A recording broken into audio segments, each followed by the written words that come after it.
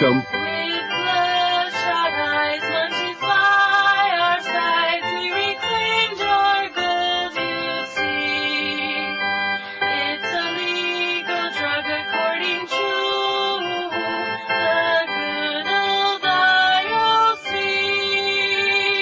Right. God made this weed, glorious and free.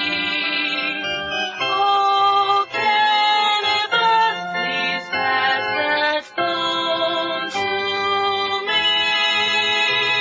Yes. Oh, cannabis, please pass that phone to me. Did you know that in 2001, Canada became the first country to legalize the use of marijuana for medical reasons? Did you know that? No, I did not. See, we just started. You learned something already. Wow.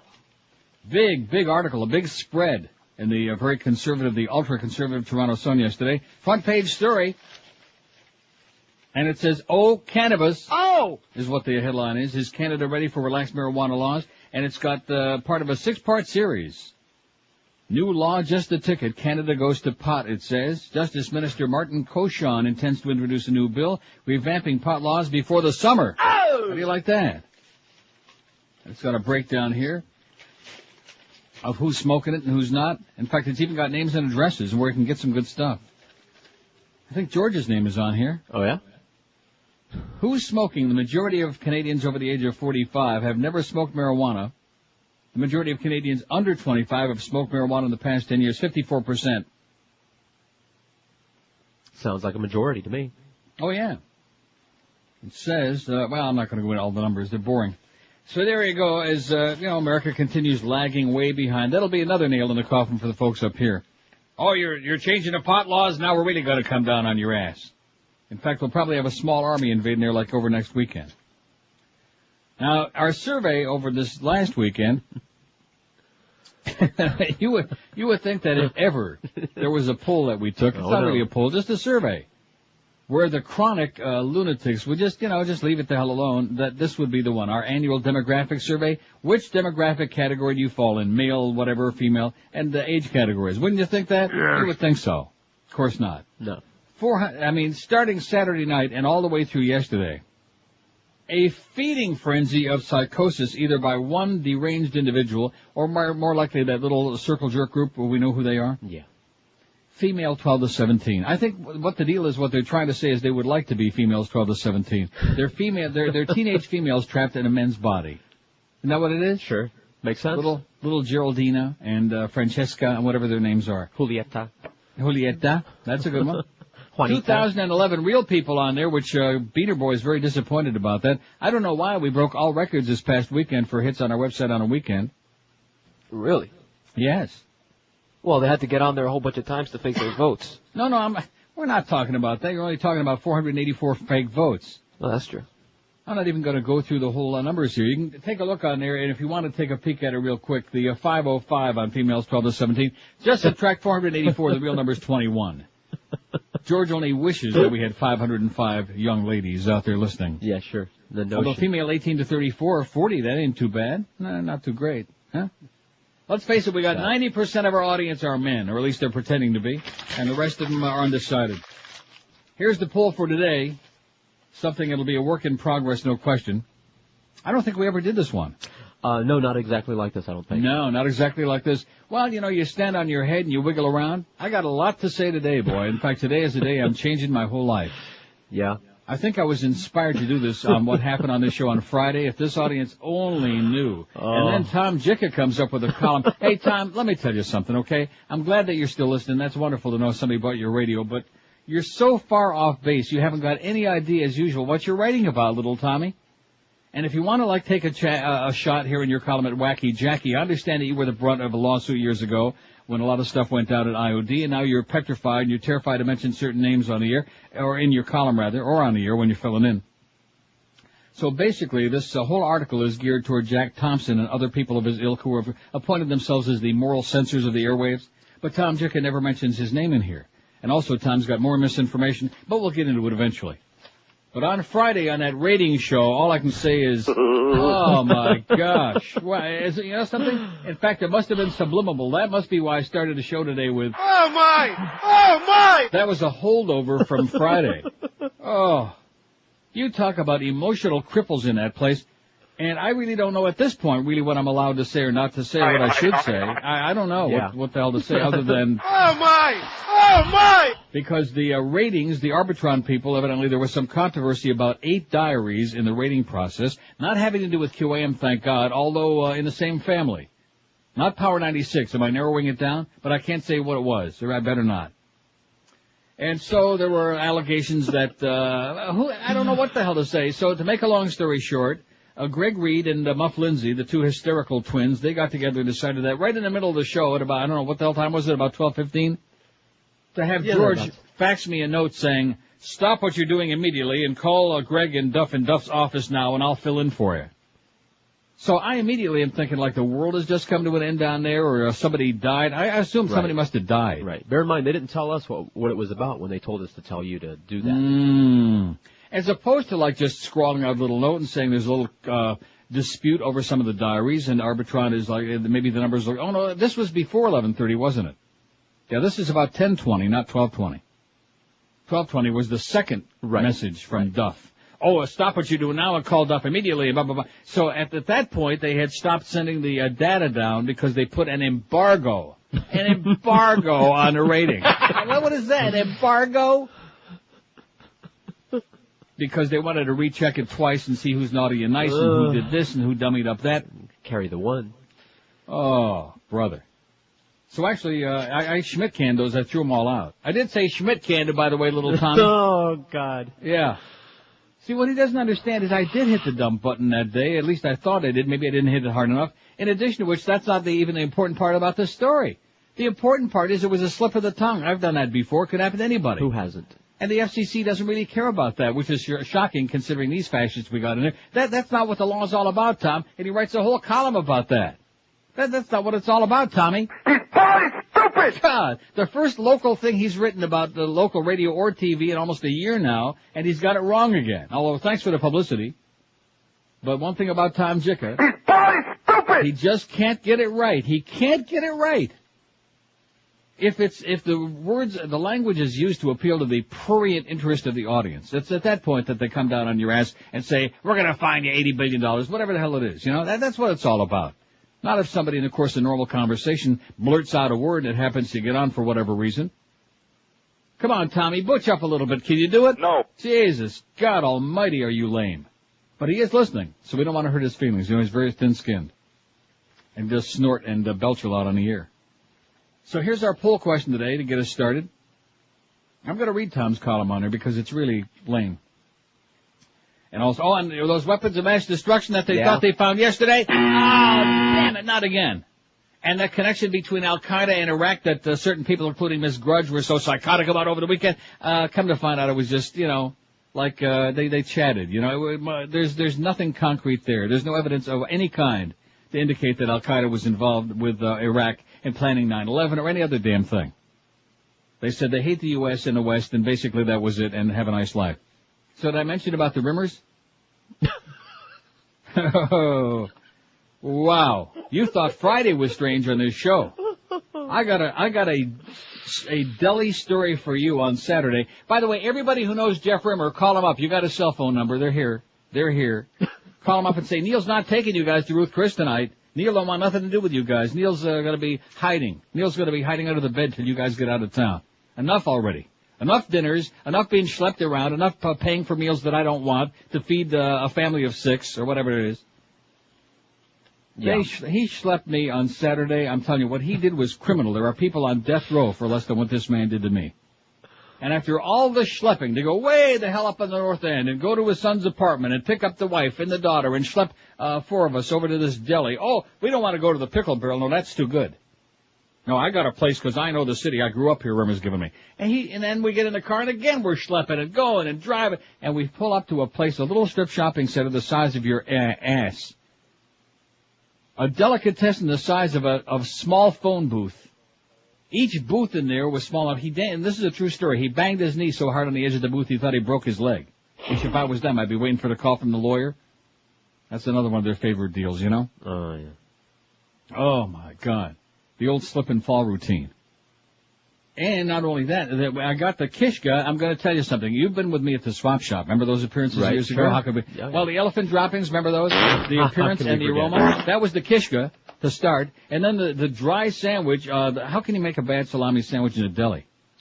With no pickle, no coleslaw, no nothing. The worst bunch of dreck I've ever had in my life. And then the bill comes for the four of us at the end of the meal. There's one of me and three of them, keep in mind that, okay? Mm-hmm. The bill comes at the end of the meal, $52. The waitress hands it to Rimmer, who's sitting on the edge. He passes it right down to me. His daughter just about crawled under the little tiny table. He just hands it right over to me. The freebies are over, Rimmer. Have a safe trip home. Bye-bye. Get out of my life. He really believes I'm schlepping them to Ruth Chris tonight. Now, the daughter left to go back to Columbus yesterday, so he thinks I'm taking him, his wife, his son, and his son's girlfriend, the four of them. There again, one of me and four of them, and I'm going to schlep them to Ruth Chris for a meal that I can't afford to eat, and I certainly don't want to go spend money for. I could afford it. Do I want to do it? No, absolutely not. No. Bye, Rimmer. Have a good life. Don't take it personal unless you want to. The poll today, what was the best all-time performance in a movie by an actor? This is not who's the best actor. We've done that, or the best actress. And we'll do this for the actresses tomorrow. What was the best all-time performance in a movie by an actor? And I've got three that I've thought of. Marlon Brando in The Godfather. Peter Finch in Network. Hopefully everybody has seen both of those movies, although I'm sure that some of them probably haven't, which I can't imagine. I'm as mad as hell, and I'm not going to take this anymore. Oh! And Jack Nicholson in One Flew Over the Cuckoo's Nest.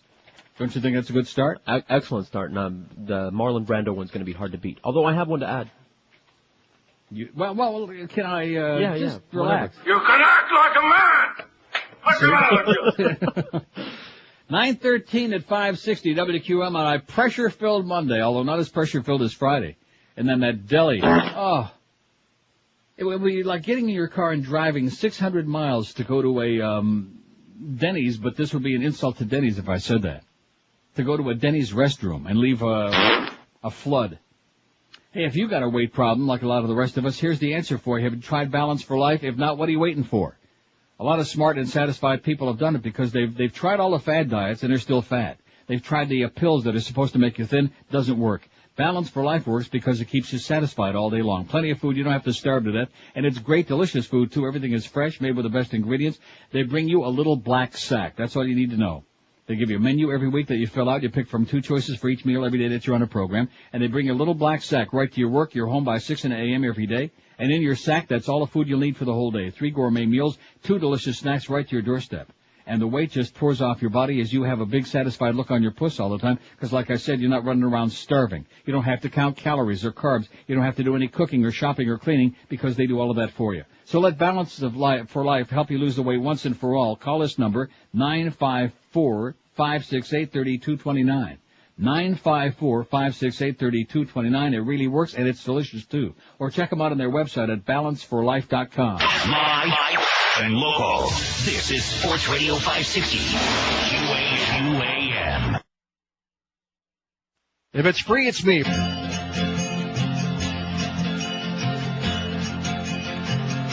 Oh! You can have all you can pack away. Since we're eating today, the early bird buffet. Oi! Grab those tongues and flip the food around as if a diamond could be found underneath the tray. But don't forget who's paying the bill and in whose food you're gonna be. So darling, save the last fish for me. The food is tasty and the price is low. I love buffets so much. My favorite thing of all is when I go, I love to fondle and to touch. Only $50. Yes, I know. Yes, I know. If you eat too fast, you could get bad gas when it's time to go. Yes, I know. The food is soft. Food is soft. Take some red or green jello, macaroni and cheese. Steal some sweet and raw. But don't forget who's paying the bill and in whose food you're gonna be. So darling, save the last fish for me. It's our time. It's our time. Save the last fish for me. It's our time. It's our time. Save the last fish. Oh, is that perfect or what? Wow. So I forgot to mention at the end of this meal at this grotesque make-believe shoebox-sized deli. Yeah. So it's one of these places where you have to pay at the counter. Waitress doesn't take the check and the cash. Okay. So I go up there, we're all waddling out, and I pay the $52 Canadian, eh? And as we're walking out the door, I said, by the way, remember, did you leave a tip? Oh, no, I forgot. So he went back in there, and I dasn't even think how much it was. Okay. Boy, does he have a lot of chutzpah. Yes. Tried to sneak out without even leaving a tip. See, I mean, there's some things you go through in life and you tolerate people, like Fat Boy. There's a good example. And I realize today he may be getting that operation in the hospital. I wish him well on that, but other than that, I've written him off. After the experience I went through here on Friday, not a near-death experience in terms of physical near-death, but just in terms of, you know what I'm saying. Oh, yeah. Just a total psychotic episode. I've turned it over a new leaf. Go leaf, go. A new fig leaf. I mean, I'm sorry. I just don't have that much time left. I'm 60 years old plus. The days are falling away here. The older you get, the faster the time goes by. And I just don't have time to waste on things and on people that I'm not interested in wasting them on, you know? Yeah, I know. You just tolerate stuff for a certain point, and then you finally say, have a great life. I don't wish you any bad, but just lose my number. Go away. And that's it. That's the way I feel about the Rimmers, about the Fat Boy, about a lot of people. See, I'm one of those people I'd rather have 4 or 5 really good friends as opposed to having 400 or 500 fair weather friends. Now, I know some people that want to be surrounded by a zillion fair weather friends. You know, people that really don't care about them all that much, but put on a good act. You know what I'm saying? Yeah, I know. I'm not into that. And so as time goes on, I just become less and less inclined to surround myself with people who I know are just Klingons, just hangers-on, users, yeah? And like I said, there's certain acts that are kind of funny for a while, and then they get stale, and then they get really annoying. There was just one phone call message too many left here yesterday, and that put me over the edge.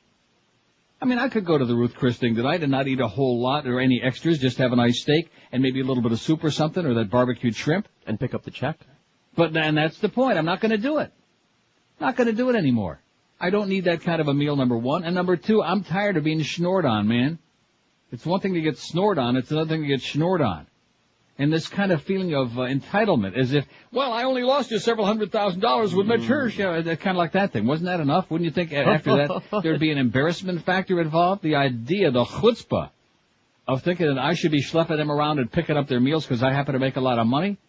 Seems to me he lives in a much more expensive house than I do. Last time I checked. I just mention these things in passing, okay? I'm just bitter and hostile towards certain people. And like I told you before the show, which I'm not going to discuss on the air, also other people that I'm just tired of it. I'm tired of people pawing at me, people that like, just go away. Have a good life. I don't wish you any bad, but just get lost. You know what I'm talking about? Yeah, I do. I'm sure you do. Anyway, before we do the Jicha column. Oh, now you were going to make a suggestion for the poll? Yeah, Al Pacino in Dog Day Afternoon. Excellent. Al Pacino. Dog Day Afternoon. Now, who's writing these down? Me. And then okay. Carlos is transferring them. So we got lots of buffers. Oh, man.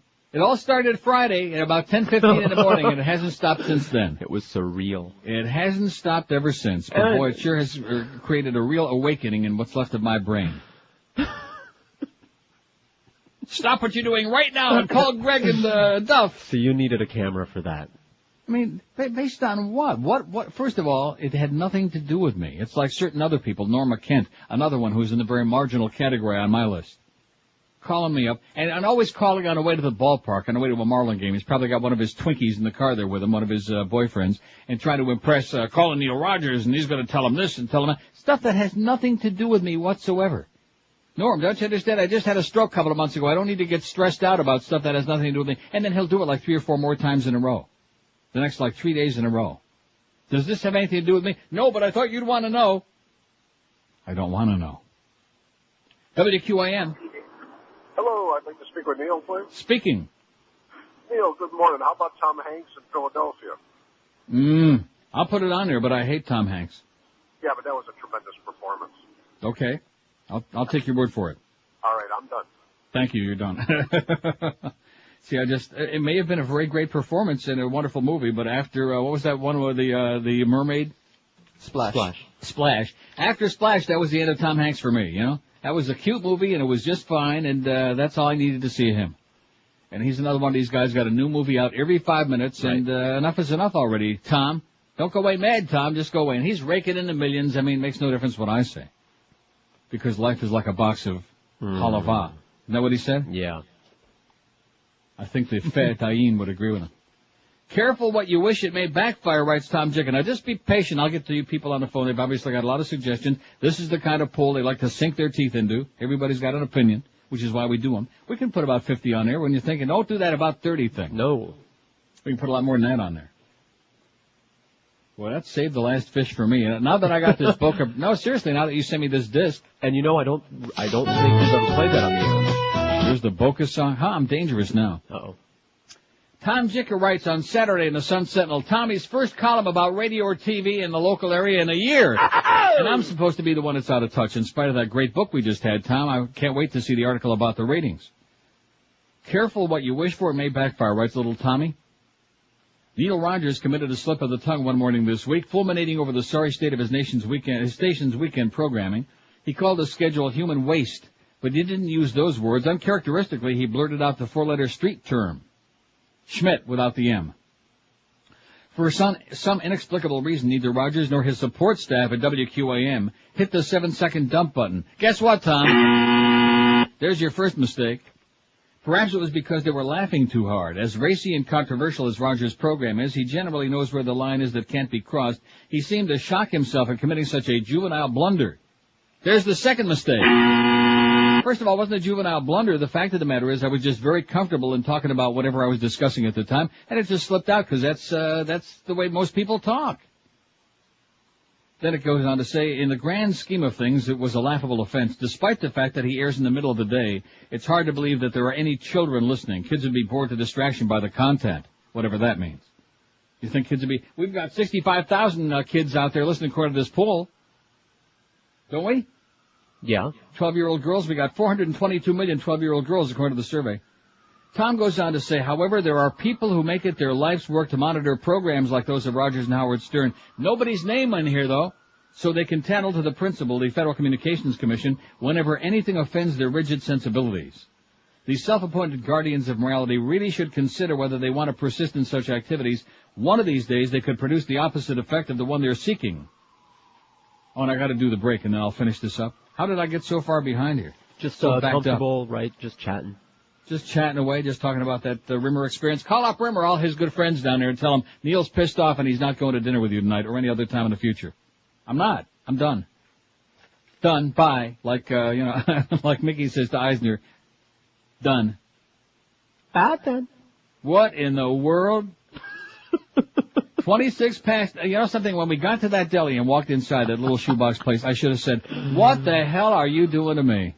You're killing me. I'm not exaggerating, man. This place was the size, the 2 rooms that you guys are sitting in there to control them in the studio, that was the size of this restaurant. Kitchen included? I don't know. I don't even think there was a kitchen. The kitchen was behind a counter where they were slicing the meat. Oh. That was my Auschwitz experience. I think that everybody, even the Goyim, once in your life, you'll have an Auschwitz experience. That was mine. In fact, the sign on the place should have said the Auschwitz Deli. Even the food at Auschwitz was probably better than it was in this joint on Saturday. And certainly the ambiance, believe me, had to be better. And when I think of certain people in that place eating at the Rascal House, although at least it's big anyway. 927 at 560 WQM. If your carpets are a mess, if your furniture, your upholstery is really in bad shape, do yourself a humongous favor and call the best people in the world at Dry Concepts. Once you call these folks, I'm confident you'd never dream of calling anybody else or using any other method to get those carpets looking brand new because they're the best in the world. It's that simple. I've been using them in my house for well over 20 years. Everybody I know who's got even a half a brain uses Dry Concepts because you can't beat them with a stick, and you can't beat their deal either. They give you a written guaranteed price before they start doing the job, whatever you have doing it for you. So whether it's your expensive area rugs, your oriental rugs, your carpeting, your drapes, your furniture, your upholstery, leather furniture, it's time for Dry Concepts. And if you have problems with pet odors or mildew odors, speaking of pets, by the way, they got a crappy little dog, the Rimmers. If you have a problem with pet odors or mildew odors caused by water damage, no problem. Dry Concepts can make it all look and smell and feel just like brand new. Do yourself a humongous favor. You'll be mighty glad you called these people. Call them toll-free, 1-800-248-5071. 1-800-248-5071 or log on to their website, dryconcepts.com. When you use Dry Concepts, it's the truth. You can clean today and entertain tonight. Live and local. This is Sports Radio 560. QAQAM. Hey, Duff, back in your box. There's a marvelous place I know where all the wealthy people go. It's where royalty play polo, and that's what I like about Boca. A town where egos are never small. A town where they say, how tall, and every corner has a ball. And that's what I like about Boca.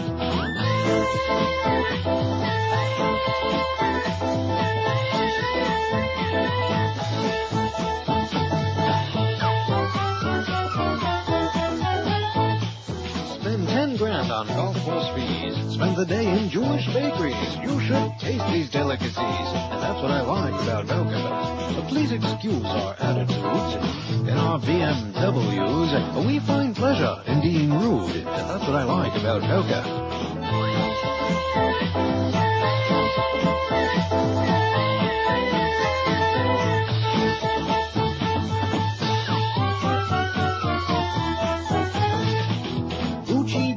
Rolex watches, white shoes make us so obnoxious. If you're clean, we'll let you touch us, and that's what I like about Boca. We really don't care what you think. You see, our doo-doo doesn't stink. There's no coffee, only mocha, and that's what I like about Boca. All right.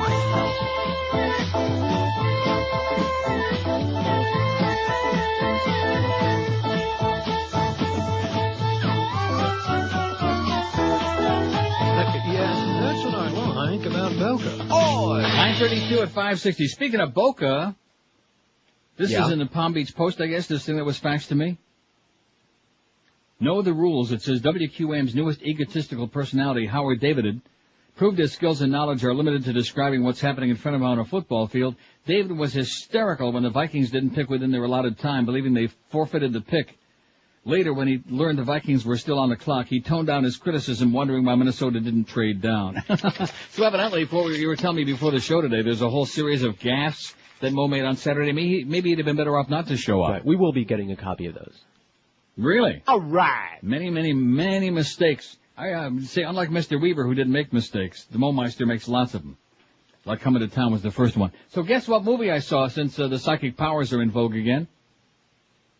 Over the weekend, it just happened to be on. Somebody mentioned it on Friday. If you blow too much, you're in trouble. There's a little audio clue to you. Blow with Johnny Depp. That was depressing. And did it blow? No, it was okay. I don't think it blew. Of course, he looked as usual with that hair. You know, they had him. Although this was only 2 years ago, Blow. So by now he's getting to be old, I would think, about like 80. Getting to be an old cocker. Like Joe. It was okay. Did you see it? No, I didn't. Oh, well, don't. Okay. I mean, it was okay, but not worth wasting the 2 hours on. It was all right. Don't do it. Here's somebody says Chinatown, Jack Nicholson. I got that on here. Got it? And Al Pacino in Scareface. Oh, in Scareface. I think he might just mean Scarface. I put two of them on there already. Well, you know, Godfather, when you come right down to it, could. Well, we'll see. I don't want to, you know. I mean, what can you say about that? We'll see how many other people nominate what. I don't care how many Dago, Guinea, what greaseball goombas come out of the woodwork. Exactly. So anyway, getting back to little Tommy's column here. These self-appointed guardians of morality really should consider whether they want to persist in such activities. One of these days they could produce the opposite effect of the one they're seeking, says Tommy. This should be nothing new. Every time activist groups try to ban a book, block a movie, or keep a TV show off the air, they inevitably make it a bigger success than it would have been without the publicity. It could be argued that their crusade to mandate V-chips, which almost nobody uses or even knows how to use, has given TV license to extend the boundaries of propriety. In the case of prohibited language, they're inviting a court challenge which might result in all rules about language being struck. Right, Tommy, right. Such a consequence might not be a good thing, which I don't understand that. I think it would be a great thing, but it reflects the evolution of society. The CBS movie Lucy, airing May 4, reminds us that there was a time when pregnant was verboten. Several of the words on George Carlin's infamous list of 7 are now heard regularly over the air. I'd sure like to know which those are. They're heard regularly over the air? This would be one of the grounds for the elimination of language restrictions, says Tommy. Most of these words have become so commonplace in everyday life that they no longer violate community standards. The expletive uttered by Rogers is one a lot of people use whenever they drop or spill something or make a mistake. More to the point, it's a word that is now heard regularly on primetime TV dramas and broadcast networks. Our legal system frowns on selective enforcement, so it'd be difficult for the FCC to come down on Rogers, Stern, or any other radio personality for something that's gone unpunished on TV programs that are available in tens of millions of homes. You talk about making something out of nothing. Is this incredible? He doesn't get it. He doesn't understand it. The fact that somebody might blurt a word out, that's not a problem. He doesn't get it. After next week, Tommy says it'll be difficult to enforce any kind of language code. On May 4th, PBS will air a production of The Gin Game starring beloved veterans Mary Tyler Moore and Dick Van Dyke. Some of their fans are going to be shocked to hear them utter the mother of all four-letter words, not once, not twice, but several times. PBS has always gotten a pass on content that would cause problems for other networks under the rationale that the material on public television is high-minded, not intended to titillate or shock. This might be true. However, eventually, someone's going to take the double standard before a judge who decides to rule only on the basic fairness of how regulations are applied. When this happens, it almost certainly won't be because a radio or TV station decided to play chicken with the FCC or the courts. It'll be because some do-gooder has forced the issue. What do-gooder might that be, little Tommy? Oh, that's right. We don't want to mention his name.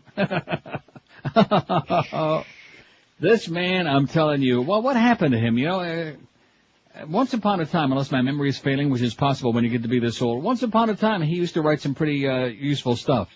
I didn't say good, but useful. But boy, the last 2 or 3 years, he has just crumbled like an ancient, like the Leaning Tower of Pizza. Man, like the Colosseum. You know, those ancient buildings, they have to keep renovating and propping because they're all ready to fall down. Right. You know, like the QAM building. What was the best all-time performance in a movie by an actor is our question today. Not who's the best actor of all time, the best performance. And we have to emphasize, because a lot of times our audience is a little, they don't listen close enough. Marlon Brando, I beg your pardon, after I read the list and without interrupting you can. Oops. Punk. See, he's all whipped up into a frenzy now. He got paid direct payment, direct deposit on Friday, I'm assuming. Yes. My check showed up. Oh! He got his what money more on, like the week before. Beg your pardon? Because direct deposit's 5 days earlier. That's right. So that's probably spent already on drugs. Yeah. Drugs and faggots. I didn't remember getting paid. Yeah, that's right. See, now easy come, easy go. He doesn't even, it's not like actually having the check. And the faggots are more expensive, too. Tell me. Marlon Brando in Godfather. Peter Finch in Network. Jack Nicholson in One Flew Over the Cuckoo's Nest. Al Pacino, Dog Day Afternoon.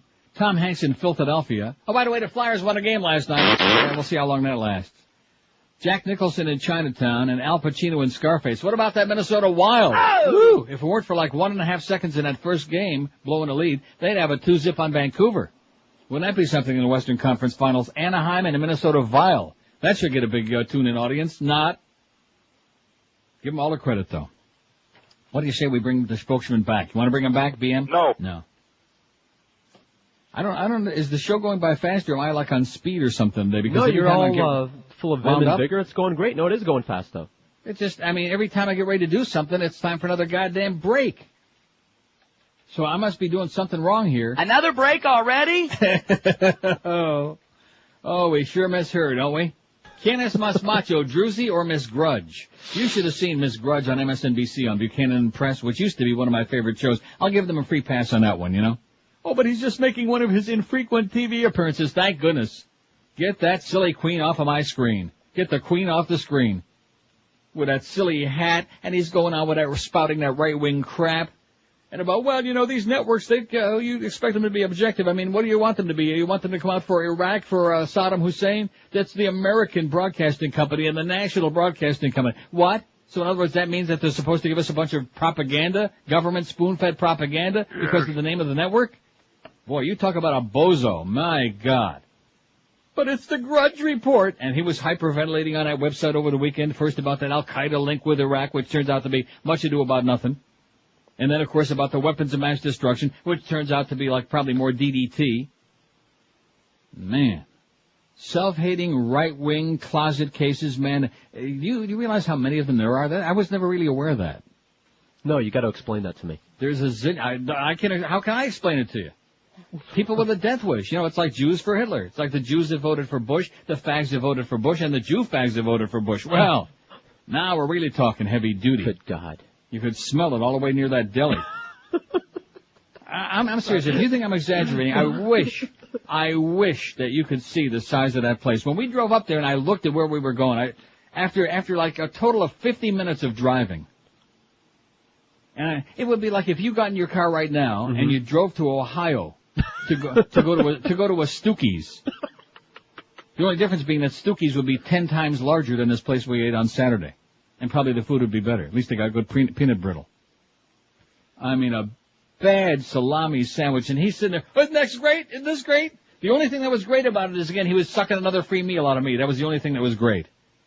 Go away, Rimmer. Don't go away mad. Drive safe on your way wherever the hell you're going. Just goodbye. Bye-bye. Done. Bye. 19 till 10 at 560 WQM. With Mother's Day just around the corner, is that guest bed ready? Hint, hint. If it's sagging, lumpy, or just worn out, then you need to pick up the phone and call 1-800-MATTRESS. That's the number for Dial a Mattress. Dial a Mattress has the complete line of Serta, Sealy, King, Coral, and Simmons to choose from. You certainly don't want Mom sleeping on something that you wouldn't, right? No. Well, there's no reason to put it off any longer. Talk about our good friends at Dial a Mattress all the time on this show because they're the best in the world, and believe me, nothing's got a bigger impact on the way you feel every day than getting a great night's sleep. Call 1-800-MATTRESS. I've done it many times. It's the easiest way to buy anything.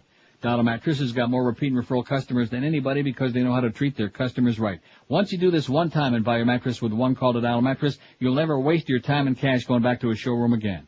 And when you do buy your mattress from Dial a Mattress, they'll set up a brand new one and take away your crappy, soiled, nasty old bedding for free. That's correct. Dial a Mattress sets up the new and takes away the old for free. So this Mother's Day, have Mommy sleeping like a baby on her new bed from Dial a Mattress. Call 1-800-MATTRES. That's 1-800-MATTRESS, the smart, the easiest possible way to buy you a great new mattress. Live and local. This is 560. The radio's all yours now. QAM. At Gator Meat. Now, here's what's happening as Allied forces try and pass the time in Iraq. Hey, Joe, where'd you get the cards? Government issue, Bobby. What are you playing over there? Go fish. All right, deal me and you, All right, yeah. Here we go. Deal me. Let's go. Here we go. All right, look, these are funny, aren't they? You got any Taha Yazin Ramadans? Nope. Go fish. All right, you got any, my balls, this Harry? Hey, I got one of those. All right, good. All right, I go again. Let's see. You got your match. Put your match down. All right, here you go. All right. Are you sandbagging us? Come on, Tommy, you go. Come on. All right. Do you have any Huda Salih Mada Anwash? What's that one? Huda Salih Mahadi Anwash. Is that a guy? No, it's the girl. It's the girl. No, I got no girls. You got it? You got it? No girls. Ah. All right, you go. All right. You got any I've been farting? I got one. Oh, you've been farting. You got any, Ajit me drawers? There you go. I got one of them, too. You got any Amir Hamadoui Hassan Al-Sadi? Who's that? Is that the girl? No, it's the guy with the white I hair. got no girls. Does he have a mustache? What number is he? No, 7 of diamonds. No, I got none of that. You got any, chic you stroke I watch? Does he have a mustache? They all have mustaches, even the women. Nope, don't have any of him. Ah, poo. Go fish. Right. You got any Barzan Ibrahim Hassan Il Tikriti? I do, actually. I don't know that guy. What's he look like? Got a mustache? Of course he does. They all have mustaches. Even the women, you told us that. This sucks. I'm out of here. 946 at 560 WQAM. So here's some other ones for our list. The best all-time performance in a movie by an actor. Rod Steiger in A Pawnbroker. Boy, he was great. Rod Steiger? Yes, he was. He's dead. Yeah. Peter O'Toole, Lawrence of Arabia. I'm reading you the ones I put down on here. Peter O'Toole, Lawrence of Arabia, although he was good, but he was no... Father O'Toole. But Tom Cruise, Born on the 4th of July. I put it down only because somebody faxed it in, but the movie was good. Yeah, and he did a good job in it, but whatever. Robert De Niro, Taxi Driver. Yeah. And Humphrey Bogart in Casablanca. You must remember this. A Chicken Cannot. I never saw it. Casablanca? I saw the Cane Mutiny. Play it again, Sam. Oh, yeah. Oh. That's got to be on here, don't it? Right. Bogart, Cane Mutiny. Strawberry She. I counted him. That was great. That was like great. He was like playing Greg Reed in that movie. Make no mistake about it. Who's the mole? Who's the mole?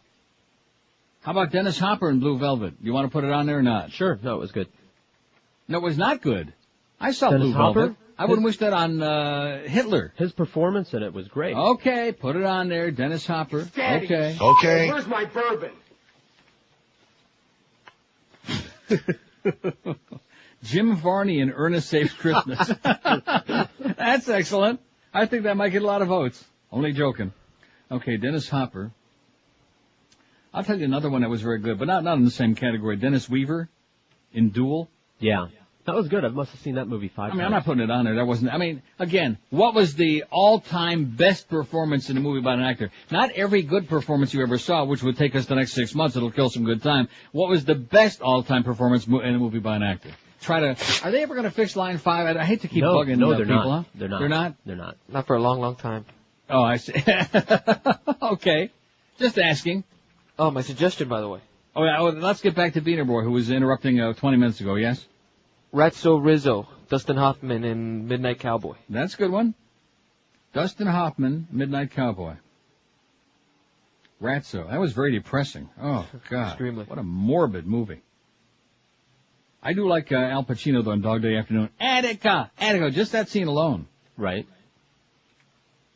And, of course, Fredo was in there. That's what, no, seriously. Now, which was first? Godfather was first, right? Right. Absolutely. I can handle things. I'm smart. Not like everybody said. Like dumb. I'm smart, and I want respect. You tell him, Fredo. I'm dying over here. That's right. That's right. And I don't know. What am I going to say now? We got these people. We got drop-ins from people that died a long time ago. We got our thanks for calling lady who passed away a couple months ago. And we got the I'm dying over here guy who died years ago. It's like a memorial tribute. Right. They live in perpetuity on this show. And then we've got some people who are doing shows that are dying. Okay. But we keep them alive, too. Actually, he went up a little bit at Night in Men, Phil, from a 4.0 to a 4.3. I looked that up on that material you finally sent me. Right. After the embargo was lifted. The embargo was lifted, not on Cuba, but on the Arbitron ratings. Right there, all right. And it's official. In fact, I forgot to play that this morning, just in case anybody was out of town. We're number one. Damn it. Yeah, and I can't wait to get those hour by hour so we can see just exactly how much we goosed up the Momeister, who finally threw in a number there in the morning. We think. And you'll notice, no, we don't think. I mean, he takes credit for 6 to 10, whether he should or not, even though he's only on 6 to 9. And you notice that there were certain people, I won't mention any names, who were around the building were very dismayed by the fact that he did well, because they were hoping that he laid a gigantic egg so they could blow his ass back to New York or anywhere out of town. That would. What are you laughing about? You know it's true. Yeah. Huh? Yeah, I do. They were depressed. They were psychotic. Oh, you're also going to be depressed about this. Military team turns up negative results in weapons of mass destruction test. Oh! A senior military team that yesterday they were hyperventilating. It was mustard gas. It was VX. It was, Turned out that it was mustard with V8 on a deli sandwich. That's what they found. From that little deli in Toronto. And speaking of Toronto, they're meeting with the WH today. And they're going to convince them that, there's nothing going on here, and the number of cases of SARS is, talk about doing everything in their power to destroy a community and a country. And you know what the message is? Don't ever take sides with anyone against the family again. That's right. Ever. Right. And so we got, not the mayor, Mel Lastman, because Mel can't figure out what planet we're on, much less anything else. He's a goofball. But we got some of the big shots. Some of the big medical experts are going to talk to the folks from the WH, including that Dick Thompson, no relation to Wacky Jackie. And he's going to convince them to get Toronto off of that list. And you know how he's going to do it? I'm going to make him an offer he can't refuse. There you go.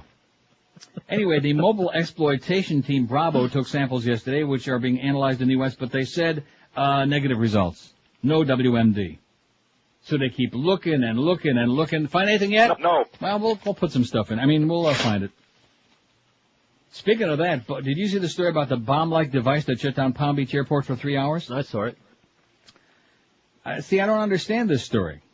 A suspicious bomb-like device noted by a federal screener closed Palm Beach International Airport yesterday, grounding planes, delaying more than a dozen outgoing flights, and frustrating hundreds of other travelers who sat in their cars for more than 3 hours outside the airport in pouring rain. Oy! That must have been pleasant. The screener flagged the device on a checked piece of luggage, triggering the evacuation that brought all arriving and departing flights to a halt. The delays and cancellations rippled through air traffic system up and down the East Coast and resulted in hundreds of passengers being held aboard a dozen planes on the ground at Palm Beach, while some inbound flights were diverted, officials said. In addition, 14 departures were delayed or canceled between 6:10 and 9:30 p.m. The materials noticed by the Transportation Security Administration screener were examined by Palm Beach County Sheriff's Office bomb squad and were deemed as not explosive, no bomba. The owner of the luggage was located and interviewed. According to the Palm Beach County Sheriff's spokeswoman, Diane Carhart, no arrest was made. Nonetheless, Carhart said the device seized by the sheriff's investigators looked like a hoax device.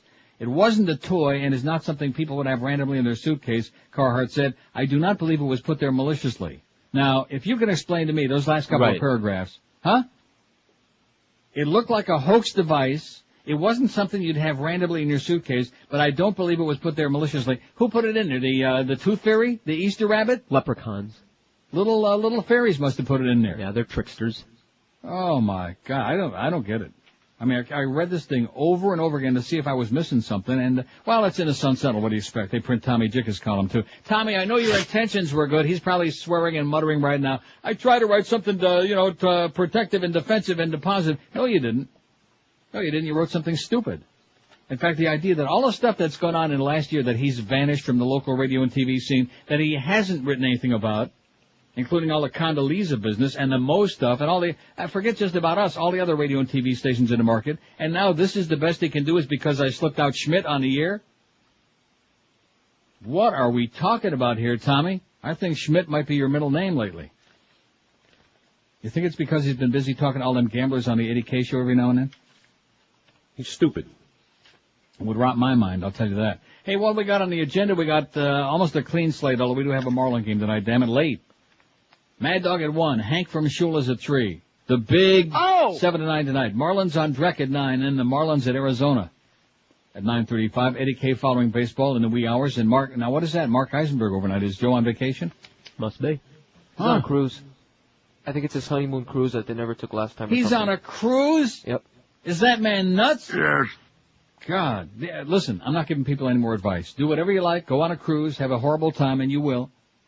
Just hope that the ship doesn't catch on fire, that your girlfriend or wife doesn't get raped, or both, and that everything turns out just hunky-dory. Now, what the hell happened? Oh, you know who screwed me here? I give up. My good close personal friend, Skippy. Oh, there it is. Well, no, because he had me fax that copy, and I had my whole little pile neatly down here. Hey, Skippy, you're okay, man. You're a squeaky voice, and you're like a little twerp, but stay the hell out of there. Christopher Walken in Deer Hunter. Yeah. I mean, I like Christopher Walken. It was a really good movie, but it ain't no Godfather.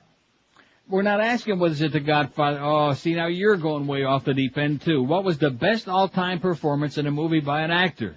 Yeah. Not what was the best movie. Oh, I'm just saying, it wasn't the best. Okay. James Mason in Lolita. Never saw it. I did. And? No. In fact, they were going to pick James Mason. James Mason was great in A Star is Born with Judy Garland. Never saw that. You never saw that? No, Judy Garland. Isn't that Oz chick? That was a great movie. You know what your problem is? See, every time you mention Wizard of Oz, you start thinking Eisner. Okay, we're not talking about the Song of the South. Okay, you got all your cartoons mixed up. And then it says Adam Stanyons in Schubert. Okay. And cakes, pastries, ice cream with all your favorite toppings, and fresh fruit, too. Take Mom or the whole gang anytime for a fantastic feast to the Emerald Coast Chinese Buffet. In Sunrise, they're Pine Island at 44th, Collins Avenue just north of 163rd, North Miami Beach, and at the intersection of Flamingo and Pembroke Roads in Pembroke Pines, they accept reservations. Takeout and delivery are available, too, at the Emerald Coast by calling 954-572-3822. 954-572-3822. This ain't some little out-of-the-way joint like that deli I was telling you about. This is a real feast of a lifetime, the Emerald Coast Chinese Buffet. We're Sports Radio 560 QAM.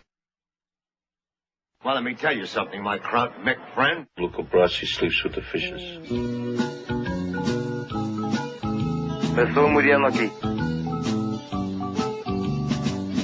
He lives on Queer Street, lingers round on Queer Street. He has a house and garden. I would love to see what happens.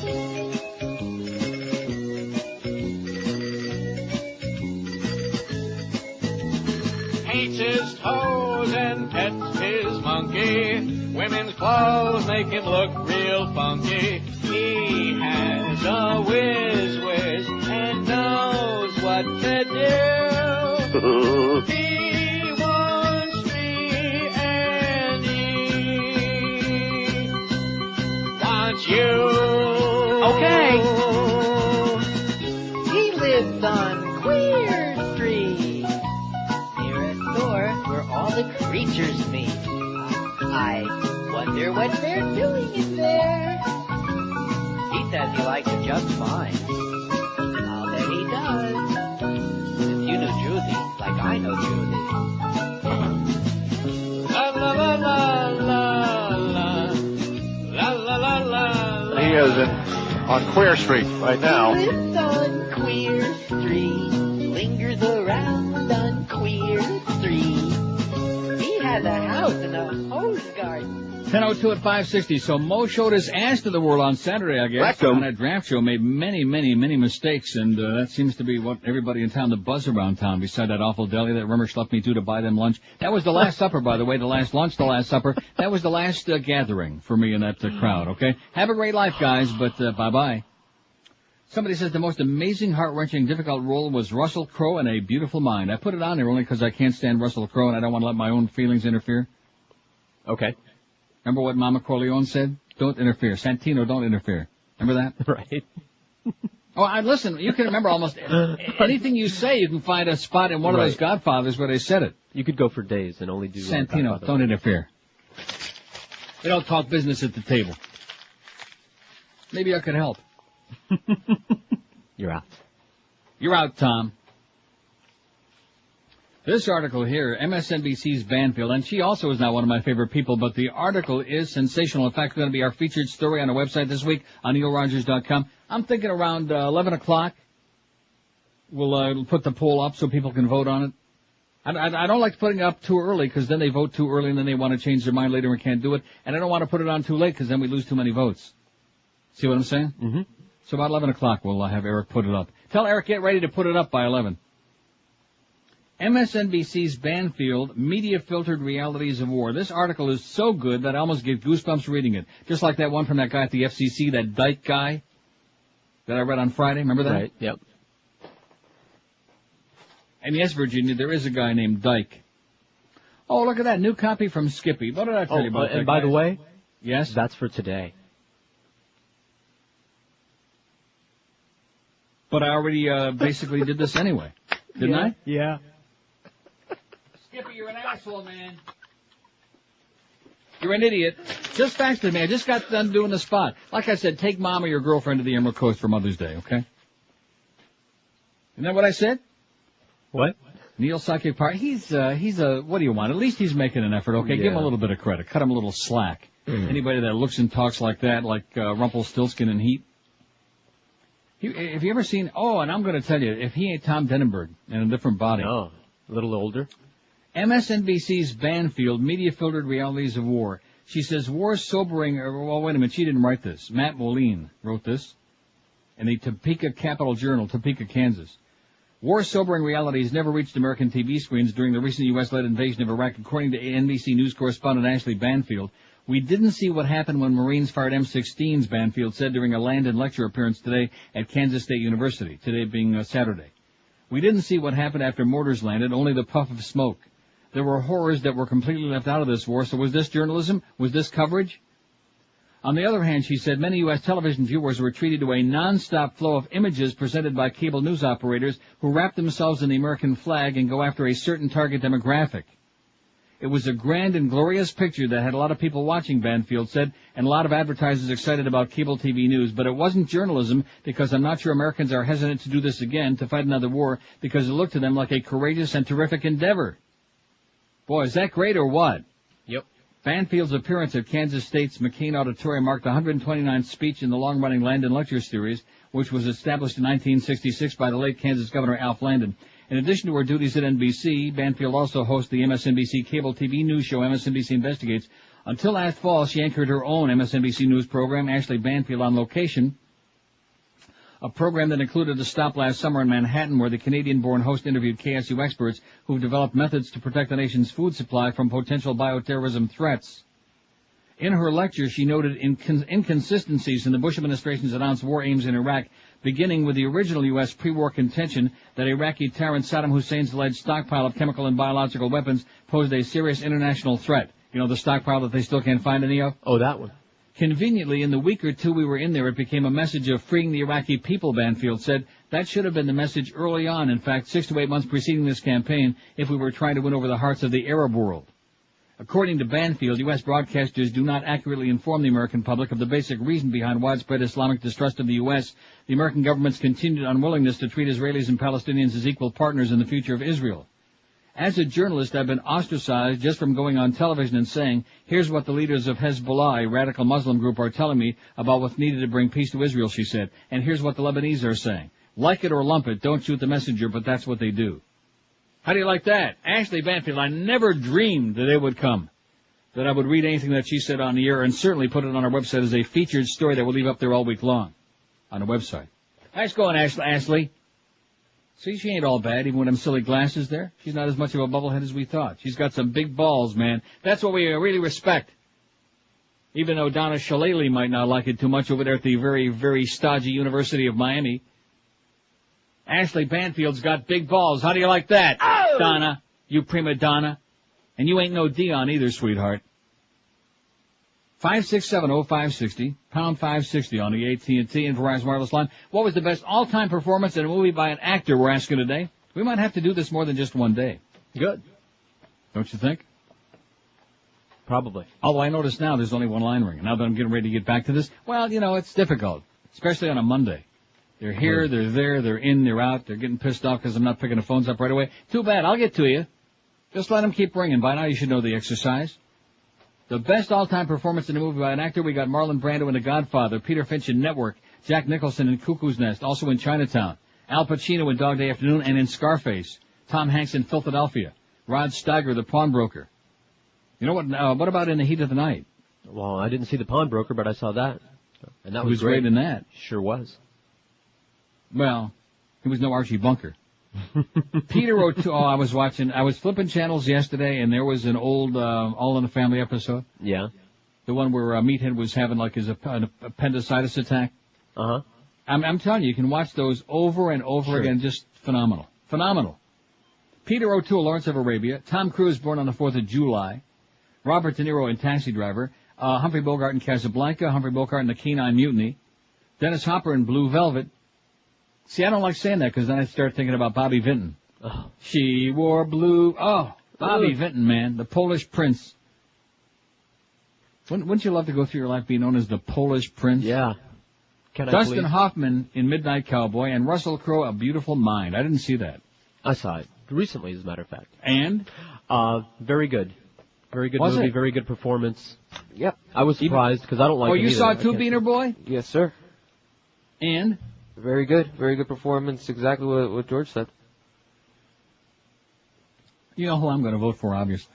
I know who I'm going to vote for. Okay. Probably the same thing. Now, what about Robert Duvall? Can we put him? He was never the lead actor in most of these movies. He was always like, Right, just another character. Another peasant Avante. Somebody faxed The Apostle. You probably got that already. The Apostle? Him, where he was the lead. Which I never saw. That was the movie where he played the preacher, right? Yeah, I never saw it. Oh, how about Dustin Hoffman in Rain Man? Yeah. Excellent. Definitely. Kmart sucks. Oh. I guess that's what they figured out there by me, out by the Sawgrass. Kmart sucks. That's why they went out of business. Dustin Hoffman and Rain Man, we got that. Oh, there's so many of them, you know. This is great. We can do this for months. Let's do this till August. Tony Perkins in Psycho. That was good. Sure was. We got to put him down on there. How about some of the Hitchcock movies? Do you know what I saw the other day? Speaking of movies I saw on the TV over the weekend, just channel surfing. Why is it that I get so many better movies on my digital cable here than there are down there? Just keep rubbing it in. Huh? Strangers on the Train. Never saw it. With Farley Granger. Don't. Okay. It was weak. It was weak. Alfred Hitchcock movie. Farley Granger, good actor, but it was lame. Really lame. Bad ending. Woody Allen, Annie Hall. I mean, I like that movie, but he wasn't acting like anything except himself. Oh, in that case, forget about it. I wouldn't watch a movie with Woody Allen in it. I would just... Gene Hackman in The French Connection. The Freedom Connection? How could we forget that? How about Gene Hackman in The Conversation? You remember that? Yeah. But I think... 100 years ago. Conversation was good, where he was doing the wiretapping. Mm-hmm. Gene Hackman in French Connection. You writing all these down now? Yes. Okay. Boy, these are I shouldn't have planned so much work on a Monday. A lot of faxes coming in. Robert Duvall and the Apostle, no. I mean, if I was going to pick a movie that he starred in, I'd pick The Great Santini. Okay. And I wouldn't put that on there because that was not his best acting performance. He was great in The Godfather. He was great in Network. He was great in Apocalypse Now. Brief as it was. Right. I mean, he's a great actor. George C. Scott in Patton. Okay. You think so? Sure. Let's talk about Trish Vanderveer. What about her? Remember when he went through that phase when he married her and he was like he was on all Hollywood Squares, and she always was there, always had to be right there. They were like joined at the hip. Trish Vanderveer, my wife Trish Vanderveer. He's I don't know. He was what movie he was really great in? Hospital. Right. Boy, I forgot all about that movie. Oh, was that a great movie or what? That was another Patty Chayefsky thing. Mm-hmm. But we can't put them all down. Malcolm McDowell in Clockwork Orange. That was great, but I don't know. I don't think so. Do you? No, I don't know. I mean, was it his best work? Probably. That doesn't mean that it was the best all-time performance. Scratch it. Kevin Spacey, Usual Suspects. He's done better. Denzel Washington, Training Day. Anthony Hopkins, Silence of the Lambs. We have to put him on there. Mm-hmm. That would be the one. Oh, God. Like I said, we could do this till what? Till about another 2.5 years. At least. Sounds good to me. I ate his liver. With a nice Chianti and fava beans. In fact, I think that's what they must have had with my sandwich there, but that would have been extra at the deli on Saturday. Fava beans, huh? Oh. Wow. Hey, Tom, whatever that word was that I blurted out last week, that applies to the experience on Saturday at that deli, the whole Rimmer experience. Bye-bye, Jeff, Farrell, kids, have a nice life. Good luck to you. 10:14 at 560 WQM. Little Skippy was in there this morning with some good news, and that is that the Oleomed people shipped me some more of that good stuff for my blood pressure. I've been popping it in my puss religiously. My pressure is sensational. In spite of all the stuff going on there in that building, all the psychosis. Oleomed soft gels contain the finest olive oil that money can buy, and they combine it with all kinds of other good stuff to help your health, no matter what you need. There are 14 different Oleomed formulas to choose from, each one combining the finest olive oil on the planet with vitamins, minerals, and herbals to support specific health needs, from your bones to your blood pressure to your immune system and lots more. Now there are 3 brand new Oleomed formulas waiting on you. There's one to help you sleep, one to help you control your weight, and Cell Q10, which is CoQ10 for your heart, one of the most important things you can ever pop in your mouth. You'll find Oleomed all over town because more and more people are buying it now. Publix, Eckerd's, Walgreens, Whole Food Markets, Navarro's, and Sedano's. You can also order Oleomed online if you like at oleomedamerica.com. If you want any more information about what their products can do for you and where you stick them, call 1-866-OLEOMED. Although don't stand up real quick, they could fall out. 1-866-653-6633. Thanks again, Skippy. You're the best. Get Oleomed today and start popping it in your puss for better health. Live and local. This is Sports Radio 560 QAM. But I'm a superstitious man. And if some unlucky accident should befall him, if he should get shot in the head by a police officer, or if he should hang himself in his jail cell, or if he's struck by a bolt of lightning, then I'm going to blame some of the people in this room. And that I do not forgive. You're taking this very personal. I think my turban is crying. It's burning right through my robe. Push, push, push. Why you set my country on fire? Every place is flaming. I don't know which way to go. The explosions burn things hotter. The tanks and trucks melt just like butter. It lights up the Baghdad sky, burning mosques.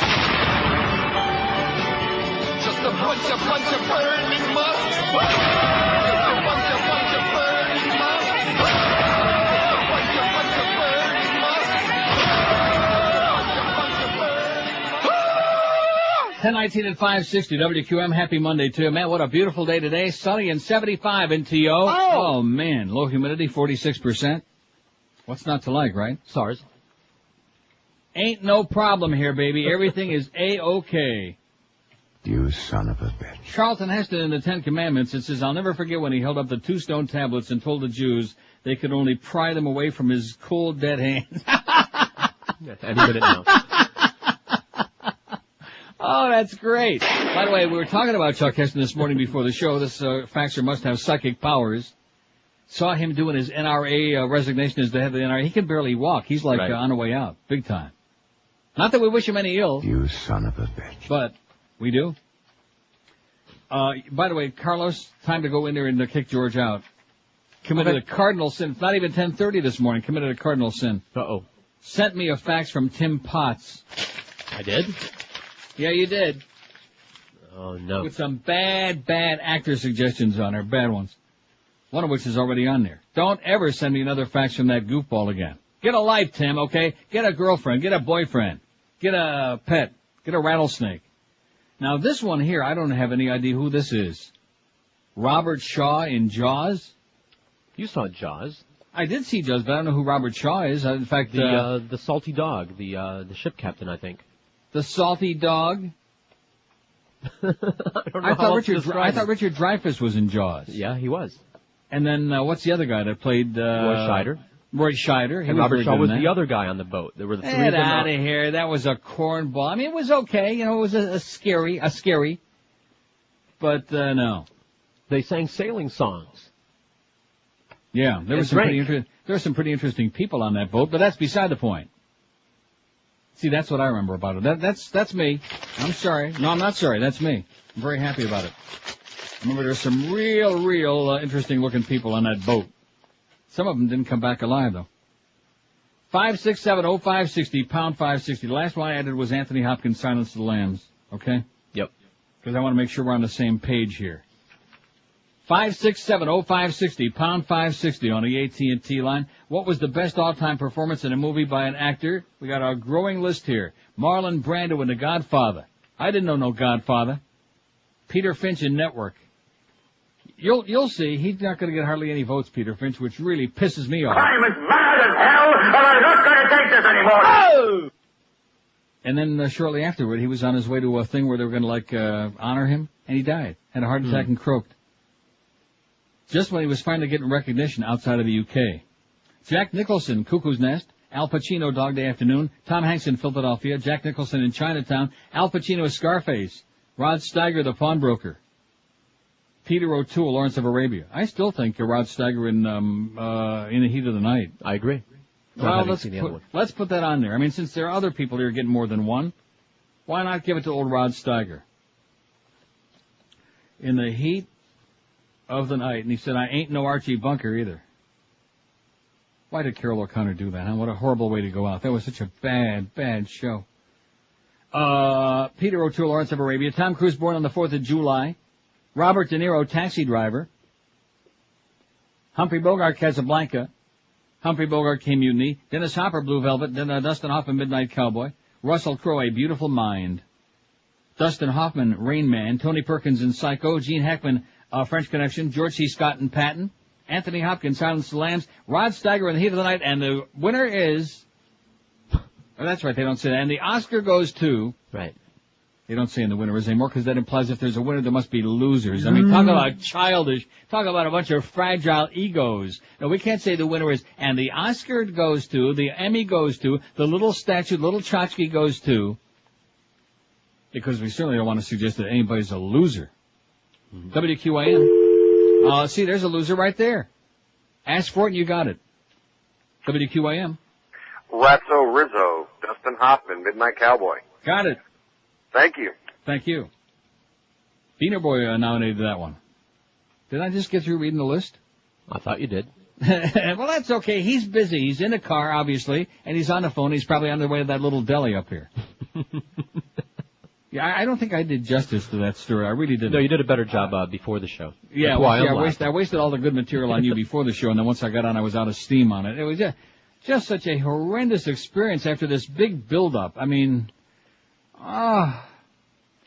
it reminds me of years ago when I was working at WBTA in Batavia, New York. And I had a good friend who had a record store in Batavia, and he decided, we went to a Bills game in Buffalo. And after the game, he says, I'm going to take you to this great restaurant, and just phenomenal, okay? And again, another long drive in the middle of nowhere. And we go to this place in a house that looked like it was, I don't know, it looked like that Bates Motel, to be honest with you. Okay. And I think the cuisine was about the same. And we go in, and there's no menu. Do you want chicken, beef, or fish? I'm serious. It's a place with no menu. Do you want the chicken, the beef, or the fish? And needless to say, the beef I had wasn't the last beef about that place. I mean, it was from hunger. I don't know what kind of animals they had running around the basements that they were shooting to make supper. Wow. What experience. Robert De Niro and Raging Bull. Better put it on there. It'll get some votes, even though that's a horrible movie. Just an awful movie. What about, what's his name? Goodfellas? Joe Pesci? Oh, there could be several people in there. Ray Liotta? Ray Liotta with a bad complexion. Ray Liotta, who played Johnny Depp's father in Blow. It was okay. It was a movie that killed an hour and a half. That's about all I could say for it. That was a true story. If you like stories that are true stories. Yeah, like Donnie Brasco, which you still need to see. No, I haven't seen that yet. And what's the other one, the Bourne Connection with Matt Damon? Tony Hopkins in Magic with Anne Margaret. What is that? I saw it 100 years ago. It was not Magic bad. with Anne Margaret and Tony Hopkins? It was about the dummy. Remember the dummy was alive? They made fun of it a whole bunch of times after that. No, I remember Pin. That was also about a dummy that the guy thought was alive. Did you see Pin? No. How about Pinhead? Yeah. Or Pinprick? Oh, sorry, Tom. I saw one of those this morning. Robert De Niro, Raging Bull. We got that on there. Anthony, I'm not putting Anthony Hopkins on. He's already got the Psycho. That's enough for him. And Robin Williams in The Fisher King? How about Robin Williams in Good Morning Vietnam? Okay, that's no? better than The Fisher King anyway. Yeah, okay, we won't put Robin Williams on there at all. He's like I said, good stand-up. Annoying. That would be like giving him the award for that movie I just saw with Matt Damon. What was the movie? The Incredible Mr. No, not Talented Mr. Ripley. The one I just got through seeing the other day I was talking about with... Good Will Hunting? What? Yeah. Good Will Hunting? Good Will Hunting. Don't waste your time, okay? Unless you really want to see Matt Damon real bad. Believe me. Nah. It was a little bit of bad will that came out. It was all right. There's another one. Kill an hour and a half. 10:27 at 560 WQM. If you're in a really horseball job, man. I'm sorry, in a really crappy job. Got to be really careful now. Time to write my another column. Do yourself a big favor, get out of your dead-end job and call Fast Train and get yourself some training for a brand-new, high-paying computer career. When you got some skills, man, the sky's the limit. How much cash you can make. Look at Beaner Boy there, man. He is on his way to the top. Call 1-866-FAST-TRAIN. Toll free, 1-866-FAST-TRAIN. They offer you convenient day, evening, weekend classes. You can check them out on the web at fasttrain.com. And because they're all over town now, there's bound to be a Fast Train location nearby where you live, so it'll be a piece of cake to fit into your schedule to be going there over and over again. In just 4 short months, you can have a real career. Fast Train's got locations in Miami, Kendall, Pembroke Pines, and Fort Lauderdale. So, like I said, there's bound to be one near you. And now's the time to get out of your dead-end job. Say goodbye to that schmuck of a boss of yours and get you a real income. Register at fasttrain.com to receive your free American flag bumper sticker. Wave it in the breeze if you dare. Pick up that phone, call Fast Train today, and be sure and tell them that old Todd Dreck, Mr. Do-Nothing, told you to call 1-866-FAST-TRAIN. Live and local. We're Sports Radio 560 QAM. Son of a bitch.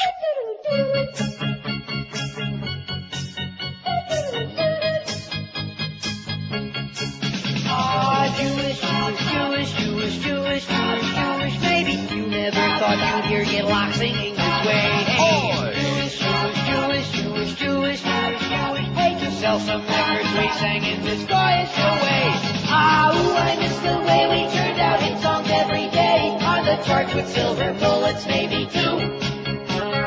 Now it's not so newish, we're too old and look too Jewish with our bald heads and our bulging pumpings too. Oi! Oh, we're Jewish. Oh, Jewish. Hey, these candy striped bell bottoms make me look a bit gay. Hey, Jewish. Hey, for several years I made a living looking this way. Ah, ooh, I really miss the way they dressed up all the shiksas with the see-through mini skirts and go-go boats. Now no one really wants to play our records. Mana, shana, ha, la, la, ha, say, Nicole, hallelo. Oi!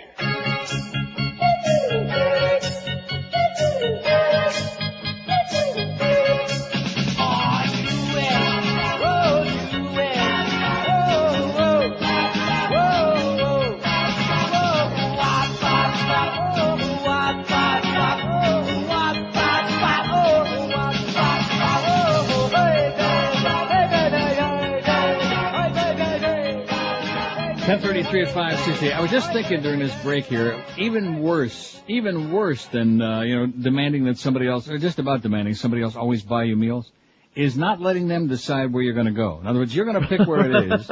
No, seriously. Right, no, Boy, does he have a lot of chutzpah. Yeah. Adding and it always turns out to be crap.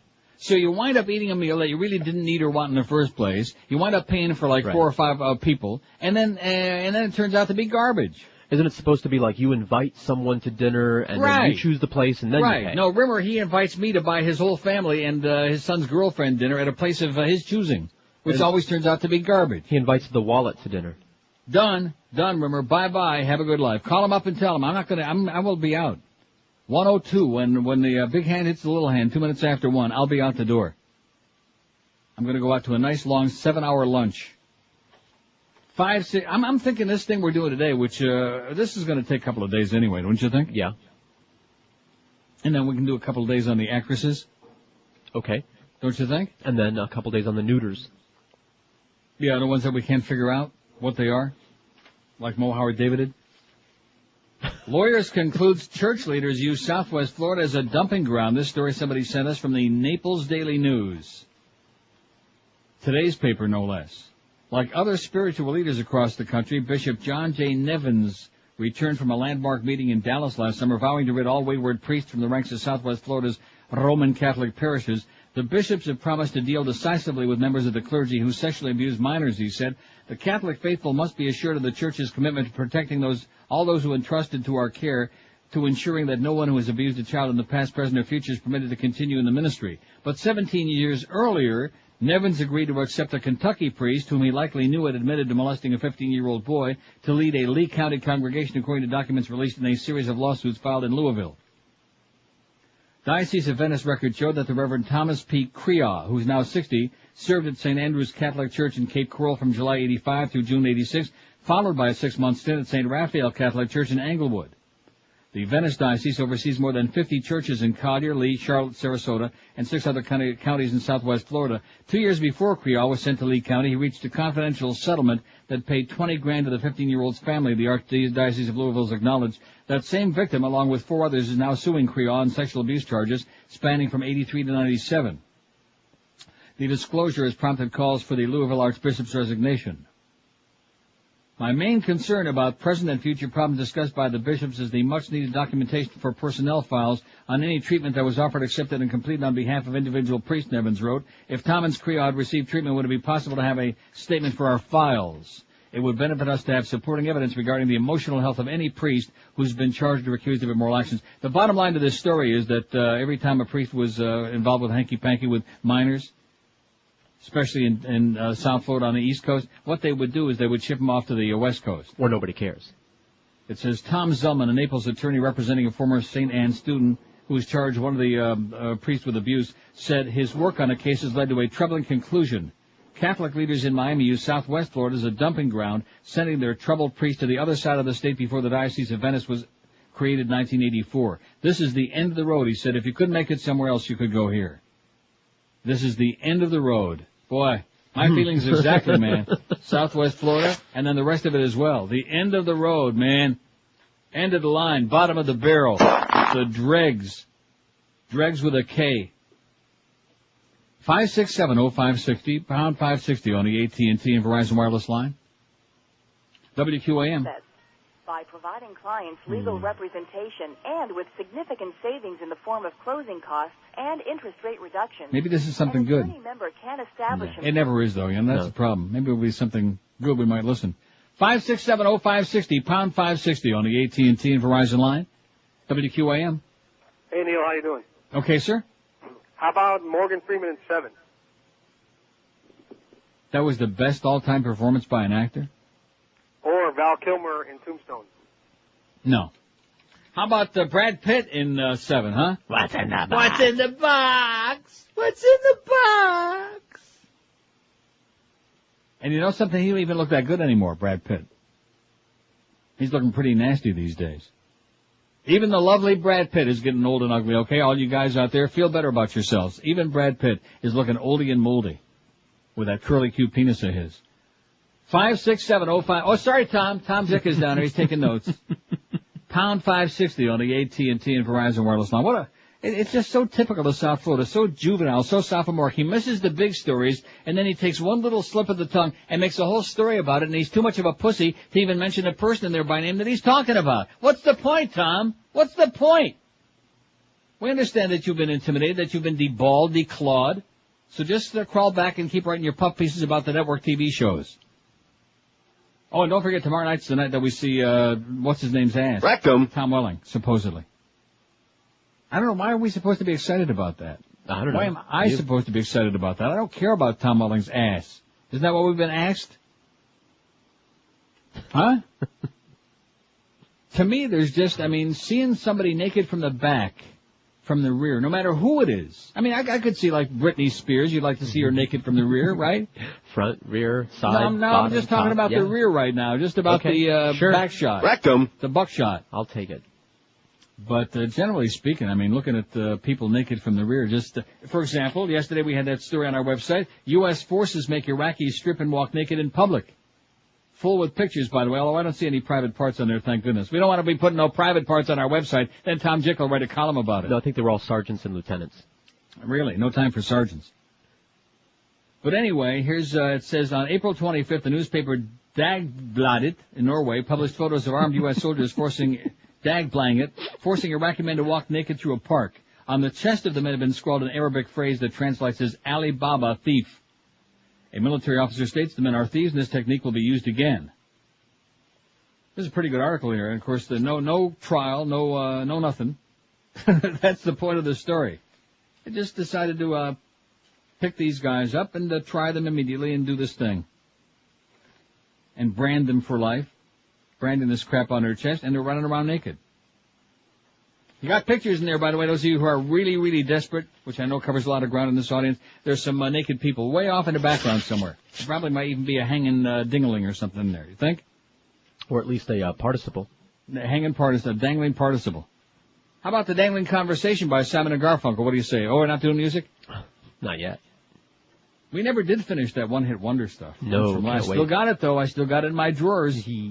Still holding that for a really desperate time, like, next tomorrow. Week. Like next week. Federal and Ontario health ministers, after meeting with, let's see what they say. Win this fight. Thank you. Oh, well, that was the end of it. There we go. Come on, honey. Tell us something good. Tell us the SARS scare is over for Ontario. Thank you very much. It's a great pleasure to be here this morning. Ann McClellan, and let me the Minister say, of Health. as Tony has said, Tasty looking. The true heroes of the fight against SARS here in the city of Toronto are the men and women standing behind us Yeah, great. And let me say what a great pleasure it has been this morning for me to be able to spend even a few moments. Oh, God, are you boring, honey. No wonder that nobody wants to come here. 19 before 11 at 560 WQM. I'll tell you a place where everybody wants to go. Oh, I got an announcement to make in the Sun Sentinel this morning. Little announcement. They have I guess they're not satisfied just doing it in the City Link and, what's the other one? New Times, Old yes, Times? There you go, New Times. They're not satisfied with just doing that, the newspaper, so now they're doing their own to fill up some space. Your favorite restaurant, the best pizza, the best this. And when I saw what they picked for the best pizza, oh my God. Oh, I broke out into a cold sweat when I saw that. That may have been true about 100 years ago, but the Pizza Loft in Broward County, man, is so heads and shoulders above the rest of the, not just because it's a sponsor, man, they got honorable mention. But when I saw who they lost out to, I thought to myself, man, there must be a lot of people with glasses with fizzy stuff in them to put their teeth in when they go to dinner. You want to get you a great meal at a very reasonable price? This is the place, Pizza Loft, home of some of the world's best chow. Great Italian goodies, big portions, everything cooked fresh to order, and the prices are teeny and tiny. Anybody who wants a discount at the Pizza Loft has really got to be a cheap bastard, I'll tell you that.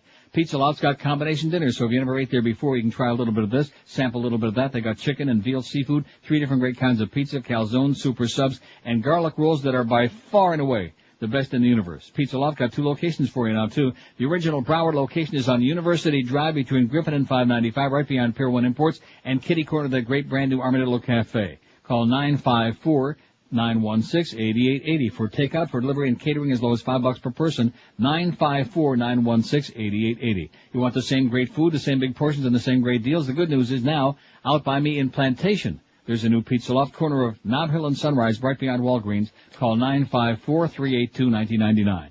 382-1999. The food is consistently outstanding, and the price is consistently affordable at the world-famous Pizza Loft. Live and local. This is Sports Radio 560. QAM. Get off this instant. Way to wake come crazy play. Old train was a hit parade. Pros like us, we had it made. Those were the days. And you knew who you were then. There were no black Republicans. Then we could use a man like Marcus Garvey again. All the guys I knew were straight. Whitey was the thing to hate. King Eldorado ran great. Those were the days. 1046 at 560. Speaking of All in the Family, one of our great bedtime stories on the website on neilrogers.com today. Halliburton, All in the Family is the name ahead of the story from CBSNews.com. After dropping more than 28,000 bombs on Iraq, the U.S. has now begun the business of rebuilding the country, and it promises to be quite a business. With at least $60 billion to be spent over the next 3 years, the Iraqi people won't be the only ones benefiting. The companies that land the biggest contracts to do the work will cash in big time. And the early winners in the sweepstakes to rebuild Iraq have one thing in common. Lots of very close friends in very high places, CBS correspondent Steve Croft reports. One is Halliburton, the Houston-based energy services and construction giant whose former CEO, Dick Cheney, is now the VP. Even before the first shots were fired in Iraq, the Pentagon had secretly awarded Halliburton subsidiary, Kellogg Brown & Root, a 2-year no-bid contract to put out oil well fires and handle other unspecified duties involving war damage to the country's petroleum industry, worth up to $7 billion. And it goes on. You can read it and weep. How do you like that? Must be just a coincidence, don't you think? Sure, of course. Although there is an article in here on ABC News also, which you'll also read on our website. Pretty good one from ABC News. Reason for war, ? By John Cochran. White House officials say privately the 9/11 attacks changed everything. We sent a message. You remember like Joey Zaza sent a message? We sent a message. That was really the purpose, not all this other stuff, all the other excuses. To build its case for war with Iraq, the Bush administration argued that Saddam Hussein had weapons of mass destruction, but some officials now privately admit that the White House had another reason for war, a global show of American power and democracy. Huh? Gonna flex our muscle, man. We pick on an easy target that's got basically no military left, and we're gonna show them a thing or three. Officials inside government and advisors outside told ABC News the administration emphasized the danger of Saddam's weapons to gain the legal justification for war from the UN and to stress the danger at home to Americans. We weren't lying, said one official, but it was just a matter of emphasis. Okay, whatever that means.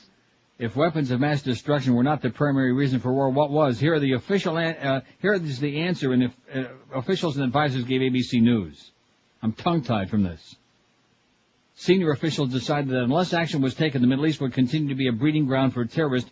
Officials feared that young Arabs, angry about their lives and without hope, would always be looking for someone to hate, and that somebody would always be Israel and the U.S. See, we did this so they'd like us better.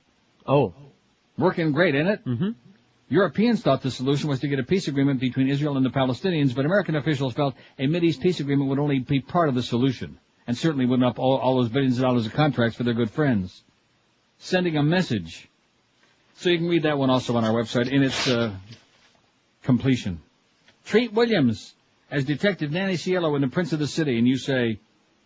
I never saw it. I don't think so. Ted Levine. Who the hell's Ted Levine?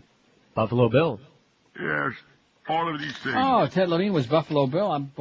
No. That was the best acting performance by anybody in the history of the movies? I mean, he was good. It was the funniest no-penis dance I ever saw in a movie. You never saw Mad Dog dance, huh? No, I can't say that I have.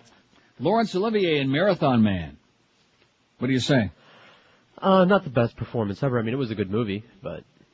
Who else was in Marathon Man? Dustin Hoffman. Dustin Hoffman, that's what I thought. We had drops. Then this fax from Josh in Chicago, very depressing. Neil, please do me a favor and take the pictures of the maimed and dead Iraqi children off the website. No, we will not.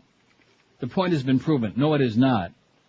I was against the war, and I'm still against the war. I'm sick and tired of people romanticizing the troops. I'm sure that there are some of them who joined the military because of 9/11, but the majority of them are in there to either help pay for college or because their fathers and grandfathers were in there. I bet that many of them are against the war in Iraq, but they have a job to do and are not in the business of questioning the task at hand that can get them arrested. I'm really glad we have the military that we have. I appreciate the sacrifice the troops make to protect us all. I, however, do not like to see them asked to make sacrifices that are not necessary for the better good of America. Say Josh in Chicago, and we will not take the pictures off the website. We will leave them up there in perpetuity. How do you like that? And we're supposed to be very excited that the little kid, Ali. Yeah. Not Chemical Ali, just little Ali, that had the arms blown off. He's doing a lot better. How do you like that? He's doing great. Well, not great. Somehow I can't get all excited about that. I mean, I'm glad he's doing better, but I just can't get all that excited for him that he's going to be doing just fine. He's not doing as good as he used to be. No. Until we decided to send him a message. A bomb of love. Remember that? Yeah. By the Monotones, the bomb of love. Oh, that's a good one for Book of Brian. I wonder who sent him the bomb of love. Could be the USA, something like that. Huh? I like it. You should be writing these.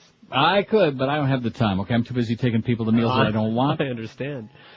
Sir, you may think I'm joking about this, but today is D-Day. Bye-bye, Rimmer. Bye-bye. Whole family, the ganze Mishpacha, keep schlepping around. I go to Amsterdam for the summer last year. There they are. Hey, let's go to dinner. It's like some kind of a contest. How many meals can we get Neil to buy us, you know? About 30, man. That's the whole deal. How much food can we get him to buy us?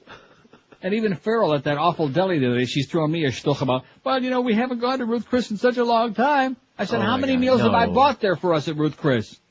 Which he bought once out of about 150 times we've been there. That's it. The freebies are over. I'm more concerned about, like, losing a couple of ounces and staying alive as opposed to, feeding these schleppers who live in a much more expensive house than I do. I'll say that again. 567. Don't forget, at 11 o'clock, we'll get this group up there. Got it, Eric? Hey, Eric. He's not responding. Yes. WQAM. Neil. Yes, sir. Hey, I don't know. It seems to me like with the Bushmeister, even before he got elected, that they had this plan going, that they were going into Iraq and straightening stuff out over there. Right. We already had that on many, many times. Yes. Well, it's a shame. 4 years ago. What do we do about our country? Well, what does that mean? I mean, what's an American to do? I mean, are we what's an American to do is register to vote next November. Well, but I do vote. But you know what? I feel like I got robbed when I voted last time. So you asked me a question. If you just want to scream and shout and act like some kind of an overgrown emotional cripple, I'm just telling you that we have to get rid of them next November. That's the answer. All right. Well, that's what we'll do. Okay. Thank you. I'll work on it. I've got my registration card. I'm going to go vote 20 or 30 times. Very, very depressed about that one story I told you about. Where the hell is it? I got so many bedtime stories. Yeah. About the fags. Oh, yeah. Seriously, I don't get it. I don't understand it. I just do not understand it. If you support them, then they'll turn around and they'll like you and they won't put you in camp. Right. Where now I can't find that story. Probably your fault. I'm sure. Maybe it's on the floor. It's not on the floor. Regime change didn't have to come via war. You know the story I'm talking about, Beaner Boy? Oh, here it is. Here it is. I got it. Yeah. President puts lid on Santorum flap. I have another story about the Rick Santorum thing, but this one by Julie Mason of the Houston Chronicle Washington Bureau and the Houston Chronicle newspaper. And she goes on about, as governor of Texas, President Bush fought the extension of hate crime laws to protect gays, opposed gay marriage, and once declined to meet with gay Republicans, citing the potential for a political nightmare.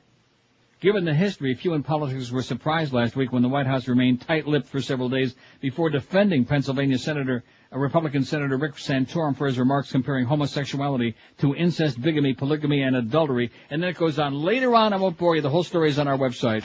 The headline is President puts lid on Santorum flap. But late in the story, on page 3, is one paragraph that makes me so embarrassed and ashamed I want to puke my guts out. To a certain, that talks about reaching out to gays has been part of GOP's strategy to cut into margins of traditional Democrat voting blocks, which also includes blacks and Hispanics, outside of Dade County, that is. And then it says, to a certain extent, the effort is paid off. Exit polls showed Bush won 25%, or 1.1 million votes from voters who said they were homosexual. 1.1 million. Mm-hmm. Self-hating, idiotic, politically naive queens. Queens with a death wish. So it's not just Jews for Hitler, it's fags for annihilation. Same thing. Fags with a death. So that whole business about log cabin Republicans and all these other self-hating faggots, you make me sick, okay? You make me nauseous.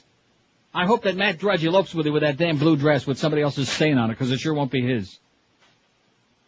5670560, pound 560. Am I getting worked up or what? A little bit. Good. Live and local. This is Sports Radio 560. QAM.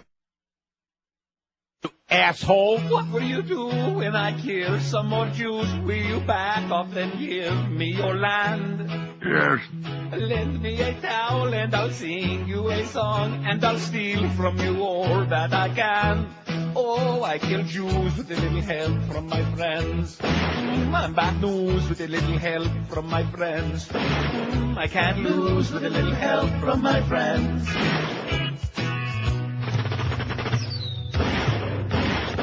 What do I do when I blow Jews away? Oh, you love the smell of flesh and bone. Oh, yes, I do. I hope many die by the end of the day, as long as that death is not your own. Oh, no, I kill Jews with a little help from my friends. I'm bad news with a little help from my friends.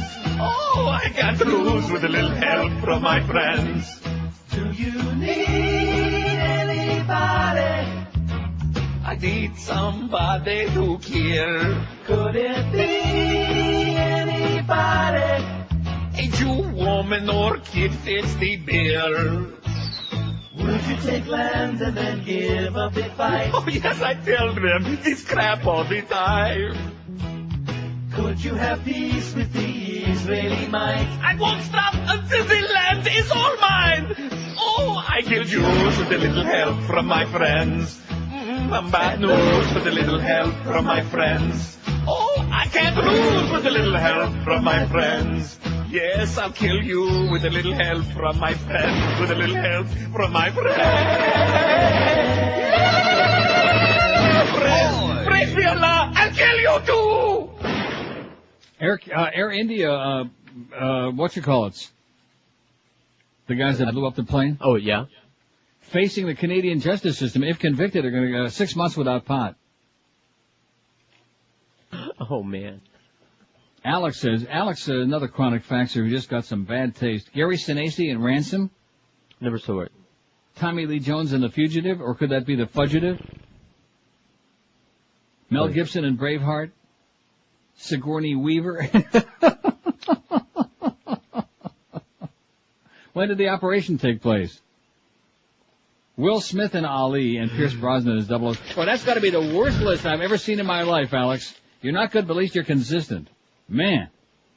Here's another one. Lou in the Bahamas, who's also got problems. Sean Connery in The Hill, 1965. I don't even know what that movie was. The Hill? Was it about Anita Hill? A 1972 Sleuth, Laurence Olivier or Michael Caine. Well, when you decide which one you want, Lou, let us know. Sleuth. That was a good movie. Never saw it. What was the best movie Michael Caine was ever in? What was the one he played the Swish with Christopher Reeve? What was the name of that movie? I forgot.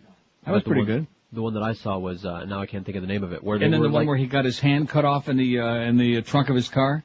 Oh, yeah. And the hand started running around killing people? That was The Hand. Which was kind of a takeoff on Guy de Maupassant's The Filleted Hand. Was it? In fact, that's if I was going to go to Ruth Chris, that's probably what I had. Some filleted hand in my rear pocket for my wallet. No chance. No more Ruth Chris. Not this year. Not for this kid. I love the place, but no way. The amazing part of it is, you know that they actually would take a reservation for the four of them? I hope they have a wonderful time.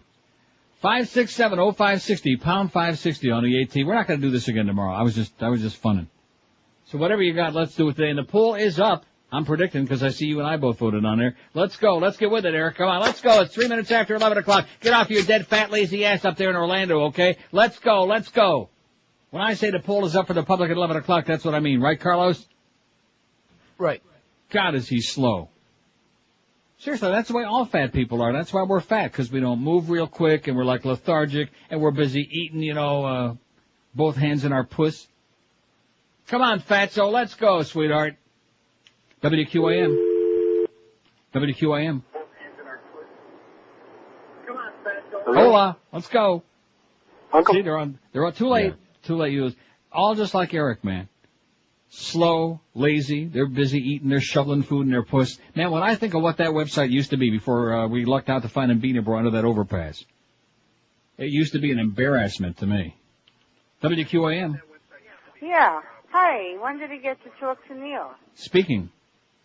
Neil? Yes, I am. I just wanted to know something. Does your mom deny that you're her son? I beg your pardon? Or is she proud of you for being an anti-Semite? Oh, brother, where did this come from? Where did this come from? Yeah, where does this insanity come from? Don't think I'm quite insane. Sound like it to me. Could have fooled me easy. No, my psychiatrist says I'm really okay. Well, I'm sure you've got a couple of them. But I don't make fun of the Holocaust. I don't make fun. I know you certainly didn't like the restaurant that you were talking about. Let me say it again. But it was like my experience at Auschwitz, okay? To the Holocaust. Let me say this, okay? Your sense of humor on a scale of 0, get lost, bitch, okay? I'll see you in shul. Coxahoist. How do you like that? Oh my God, let's wring our hands. If you can't have a sense of humor about just about anything, sweetheart, then life ain't worth living, okay? Russian roulette without any empty chambers. Sounds good to me. 567-0560. My mother is very, very proud. She quells, okay? And she loves the fact that I bought her that condo when she's living in there rent-free, and life is pretty damn good for an old bag like her. Corolla. And brought her a car. No car payments, no apartment payments. That's right. Treat old ma pretty damn good. Can't say it the other way around. 567-0560, pound 560. And let me say it again. It was the Dachau experience. Maybe I got the name wrong, okay? It wasn't the Auschwitz deli. It was the Dachau deli. That's got more of a ring to it. It was a grotesque, a horrendous experience. Let me tell you right now that the people, if they would have just let them out of camp, they wouldn't have eaten there. They said, fat. I'm telling you. They would not have touched the food in that place. They wouldn't have gone in there. They wouldn't have darkened that door. Stop making fun of the Holocaust. I'm not making fun of the Holocaust. Funny. I'm making fun of this Rimmer and his damn choice in restaurants, okay? It was grotesque. WQAM, the Chronic Line 9. Hello. Do you have Robert De Niro in Raging Bull? Yes. Because what did he ever do to you, Neil? What did I tell you? The Chronic Line 9. WQAM. Yes, hi, Neil. Yes, sir. How are you today? Okay. This is Jim Lentz. I spoke to you last week. Oh, yeah. How are you doing? I'm doing okay. How come you're calling again, Jim? I just wanted to make a suggestion for a movie. I listen to your show most every day. Oh, well, you didn't mention that in that long, ponderous letter that you wrote to the newspaper. I know, but the suggestion I had was Matthew Broderick in Ferris Bueller's Day Off. Is the greatest all-time performance by an actor? I loved it. I thought it was the best movie and best performance I've ever seen in any movie I've ever watched. The best movie and the best performance. You're gay. Hey, I'm not gay. That was George. That wasn't me. Don't blame me. I know who that was. Yeah. I'm not okay, gay. good. Good luck to you, Jim. Thank you. Have a good day. And you too. Or not, as the case may be. 567-0560, pound 560 on it. That professional Jew bitch that called before. Well, people like her just make my skin curdle, make my blood boil. Don't they? I don't see the poll is up, by the way. Do you see it on there, Carlos? I do. Well, he's working on it. There was a big list. Says that I gave it to him in alphabetical order, so he had to go through it and see what he already had. Get out of here. What he already had. What are you talking about? There aren't that many on here. There's about 20 names on this thing so far. Oh, my God. Once again, here it is. It's 8 minutes past 11. We started this thing nice and early in the 9 o'clock hour, and between these two guys, bada-beep, bada-boop, get your act together, okay? Get your act together. Sorry. No, not you. I'm talking about Fat Man up there in Orlando. He's probably got 16 of them goddamn breakfast sandwiches from Burger King. Those crow sandwiches with the bacon and cheese with no egg. I love them. WQAM. Hello? Yes, sir. Hey, Neil, how you doing? Okay. Real quick point. I have two. If you could, please, I'm begging you, Neil, put the I Smell Mickey Mouse bits on your website. I have a lot of people who want to hear them. They don't get a chance to listen to you during the day. No. And secondly, did you happen to catch the Tom Brokaw interview of Dum Dum W. Bush? Do you really think I would watch that? No, but it was an interesting point that kind of proved everything that you've been saying was right about Bush. Okay. Tom Brokaw, he was explaining how the plans changed for the war, and when they dropped the bomb trying to catch Hussein at the beginning of the war. And he said Rumsfeld called him and said, Mr. President, the plans have changed. And then he realized what he said. He said, no, well, he can't change it. He said, Mr. President, can we change the plans? So he kind of caught himself saying what everybody's been saying, that he's not the one in charge. Everybody else is running everything. Well, anybody with a brain knows that, which leaves him out. Right. Okay, Neil, that's all. Okay, Miguel, thank you. Let's see, Sidney Poitier, Raisin in the Sun. What? Is that the one with the blind chick? I have no idea. I don't even, half of these movies I never heard of. The best acting performance in the history of the motion picture industry, Sidney, if they were to say, guess who's coming to dinner with Sidney Poitier? Right. Right? Sure. Absolutely. We put that on there, but they didn't say that. Raisin in the Sun. We'll have to wait for a second endorsement on it, because I never heard of that flick, neither did you. Diener Boy sure as hell never heard of that. If it's the one with the blind chick, then I saw it.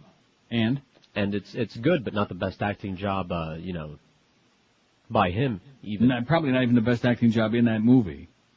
I mean, like that thing for Jaws. Right. For the guy that played the crusty old captain on the ship, that's the best. Let me read this again. What was the best all-time performance in a movie by an actor? How about Dom DeLuise in Fatso? Okay. You see what? Huh? Yeah. That's more like it. Dom DeLuise, Fatso. That was a sensational acting job, although in his case he didn't have to act too much, especially in the feeding frenzy scene. Huh? In fact, I don't think any of them had to act too much in that scene, to be honest with you. Exactly. 567-0560, pound 560 on the AT&T line, WQAM. Neil. Yes, sir. I got the winner. Okay. Lee J. Cobb on the waterfront. Excellent. Thank you. Thank you. Okay, I wouldn't say that's the winner, but he deserves it. Lee J. Cobb. Putting it down. On the waterfront. Of course, some people would say Marlon Brando on the waterfront. And what about from The Exorcist with Linda Blair? Now, I realize there were a lot of special effects in there that enhanced her performance, but wouldn't you say she was sensational in that movie? No, okay. Okay. It was a trial balloon. It was just like what the administration does. I just floated it out there, and as usual, you punctured it. Live and local. This is 560. The radio's all yours now. QAM. You know who I am? I'm Mo Green. I made my bones when you were going out with cheerleaders. Tonight on Fox, lock up the bagels and cream cheese and prepare for a wild ride when Fox presents When Jews Attack, sponsored by the Committee to Elect George W. Bush and by KFC, where you can get the new GOP bucket. The GOP bucket is all white meat, right wings, and only $29.95. When Jews Attack, tonight on Fox. 11:15 at 560. Maybe she'll call back again, okay? We can get her whipped up into a frenzy and she can start squeezing the bag. That old bitch. Oh, no. What was the best all-time performance in a movie by an actor, we're asking today, and some of the stuff that you people, as usual on these surveys, Some of it is so ludicrous. I mean, nobody's even called in Josh Hartnett yet with 40 days and 40... You know what I'm saying? What are you saying? 567-0560, pound 560 on the AT&T and Verizon wireless line. All these old Bubbichkis out there, okay? Just get lost, okay? Go out there and get some Hamantaschen ready for next Purim. It's a long ways away, but you can never have too many. First, I'm a racist. Now I'm an anti-Semite. What's going to be next? We're going to start with the Cubans again? Huh? Why not? Sexual? Oh, yeah, homosexual. Well, that goes without saying. WQAM. Hello? Yes, sir. Is this Neil? Yes, sir. Sounds like me. Oh, Neil, anybody you care to pick in 12 Angry Men, Lee J. Cobb, Henry Fonda, Jack Klugman, Jack Warden, E.G. Marshall. I mean, talk about male actors, my God. That is the quintessential acting performance. That was a great cast, but, I mean, we're asking who gave the best acting performance. One to pick, but I'll give you another one who was overlooked in the Academy Awards, and they gave it to him one year, and that was Sidney Poitier in Raisin in the Sun. Huh. And I realized, oh my God, we blew it. We didn't nominate this guy. Gee, we forgot this guy out there. So Is that the one with the blind chick? No, Raisin in the Sun it's the family living in Chicago that's looking to buy a house in a white neighborhood. Never saw it. Lorraine Hansberry play, and it's filmed like a play in one room. It's called Raisin in the Sun, and then they gave it to him the following year for Lilies of the Field. Now, this wasn't related like Terry Jackson's Seasons in the Sun? No. Raisin in the Sun. It's a Lorraine Hansberry play, which was... Okay, well, you're the second one, so I'm going to put it on there. Okay. Thanks. Sidney Poitier, Raisin in the Sun. Or as we say in South Florida, prune in the sun. Now, if a raisin was a grape, prune was a plum, right? Right. And they're not prunes anymore. They're having trouble. They were having trouble marketing them as prunes. So now they're dry plums. I wonder if you eat enough of them if they give you the dry. 56705 runs. 5670560. There goes Tom Jicha again. He's making notes. He's marking the time. 11:19, Monday, 28th. Just lighten up a little bit, Tom, and stop being such a pussy while you're at it, okay? Stop being such a cowardly little lion. You think I should take line 9? WQAM. Is this Neil? Yes, sir. No, it's not Neil. Okay, it's not Neil. Sorry, Neil. Just kidding. God, how are you? Okay. There's two of them that influenced me when I grew up. Steve McQueen in The Great Escape. Yeah. Which I thought was awesome. And I know he's on there a couple of times already, but I thought Dustin Hoffman in The Graduate was terrific, too. Okay, thanks. You bet. No. Dustin Hoffman in The Graduate. That movie, to me, was highly overrated. Thank you. The only reason that it was a big deal was because it was ahead of its time and was considered like taboo, you know. Anne Bancroft. And I love Anne Bancroft, but she was old then. Right. Huh? Yeah. I mean, not real old, not ancient, but she was, and I love it when she said... You ate the yoni! That was my favorite. No, actually, she was better in Fatso than she was in that movie. No question. Right? She was great in Fatso. In fact, she wrote Fatso, I believe, and directed it. That's right. I mean, Dom DeLuise got all the credit because he ate most of the food. Except for the old lady in the store who ate the one, remember that? Nah, I better not. Well, maybe, nah. Okay, I'll have one. Remember that part? Yes. Okay, I'll have one. And then the scene when he went to the doctor, the diet doctor. Don't eat smoking. Oh, that was phenomenal. Do not eat grapes. Do not eat this. Do not eat pizza. That wrinkled up old, talking about a prune, that wrinkled up old nurse. She was the best. Lasagna for you, kale for me with chicken. Boiled chicken. Boiled chicken. Wow. WQAM. Good morning. How are you? Pretty good. This is Terry Sawchuk. I have a great movie. Yeah. It's John Travolta in Grease. Oh, my God. That was just on the other day here. I love that movie. You love John Travolta, huh? Yes. Excellent. Well, say hi to Tim Horton for us. Thank you. Okay, thanks, Terry. Terry Sawchuk calling from the other side. Maybe Bill Barilko is going to be calling the next hour. 5670560, pound 560. Are we going to put that down? I don't think so. No. Huh? We aren't putting too many of them down. Well, you know, I mean, we could put down 1,000 of them, but then, of course, Eric will really get bent out of shape and all porked up because, you know, It's an awful lot of work for a fat guy, for him up there. Plus, he's so damn busy. He's got conference calls. He's got 1,000 other clients. He's getting pissed off because Carlos embarrassed him by upgrading our website so brilliantly. Isn't he upset, Carlos?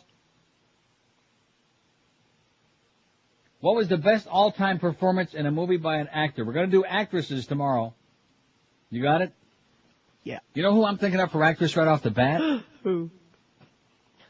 Are you starting with Eric again, you two? You're not fooling me. I don't need no webcam. I don't need to be there.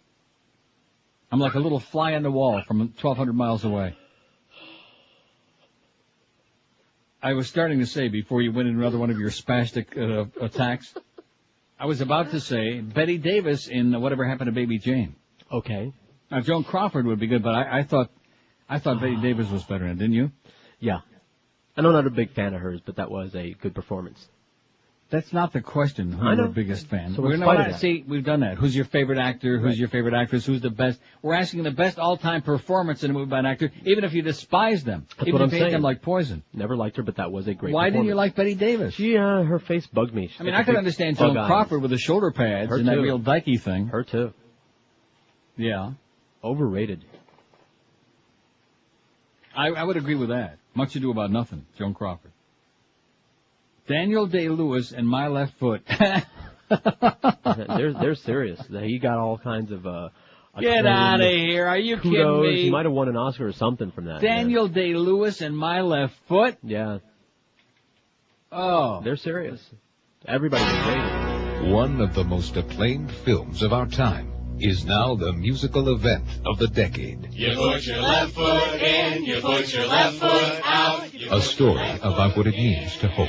A story about what it means to hop. Starring Academy Award winner Daniel Day-Lewis. That's what it's all about.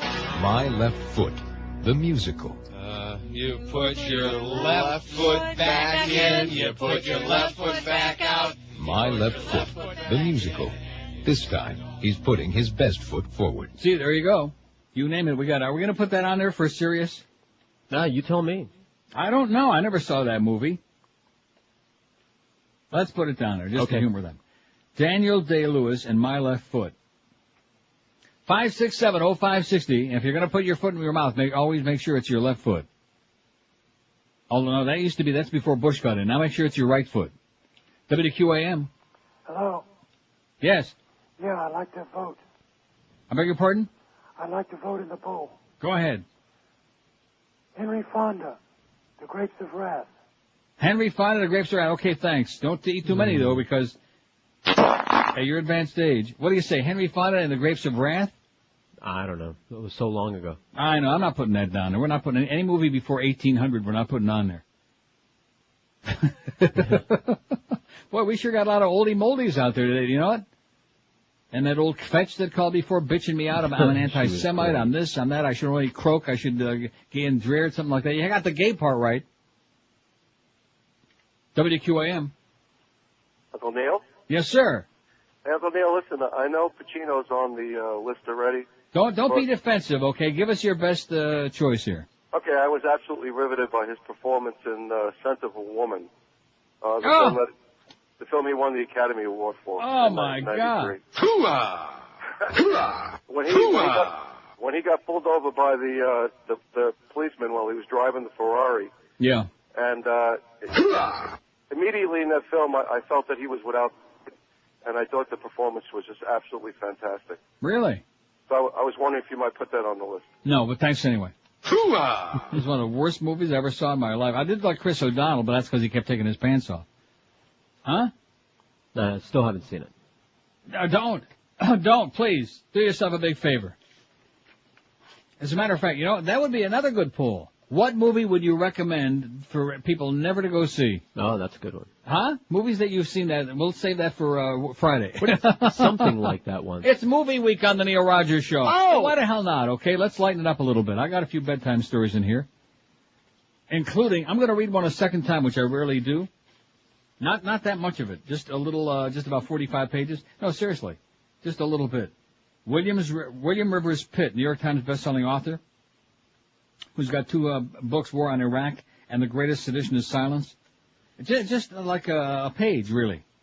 And I read this a couple of weeks ago, but this deserves being read again. I mean, he just got his thumb right on it. For those people out there that are trying to rationalize this insanity that's going on now called the American government. I just mentioned that in passing.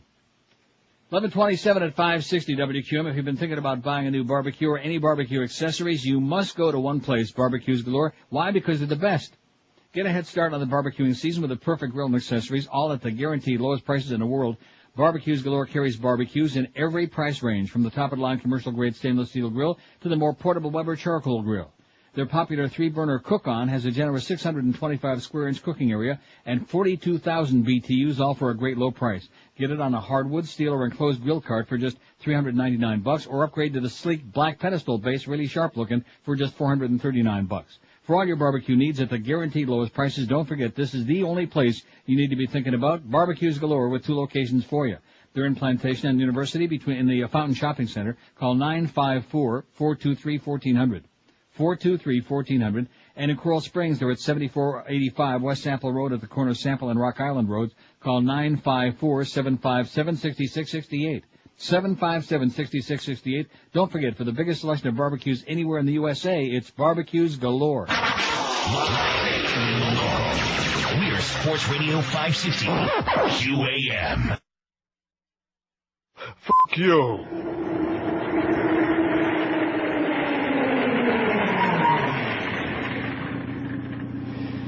Hey, how the hell are you?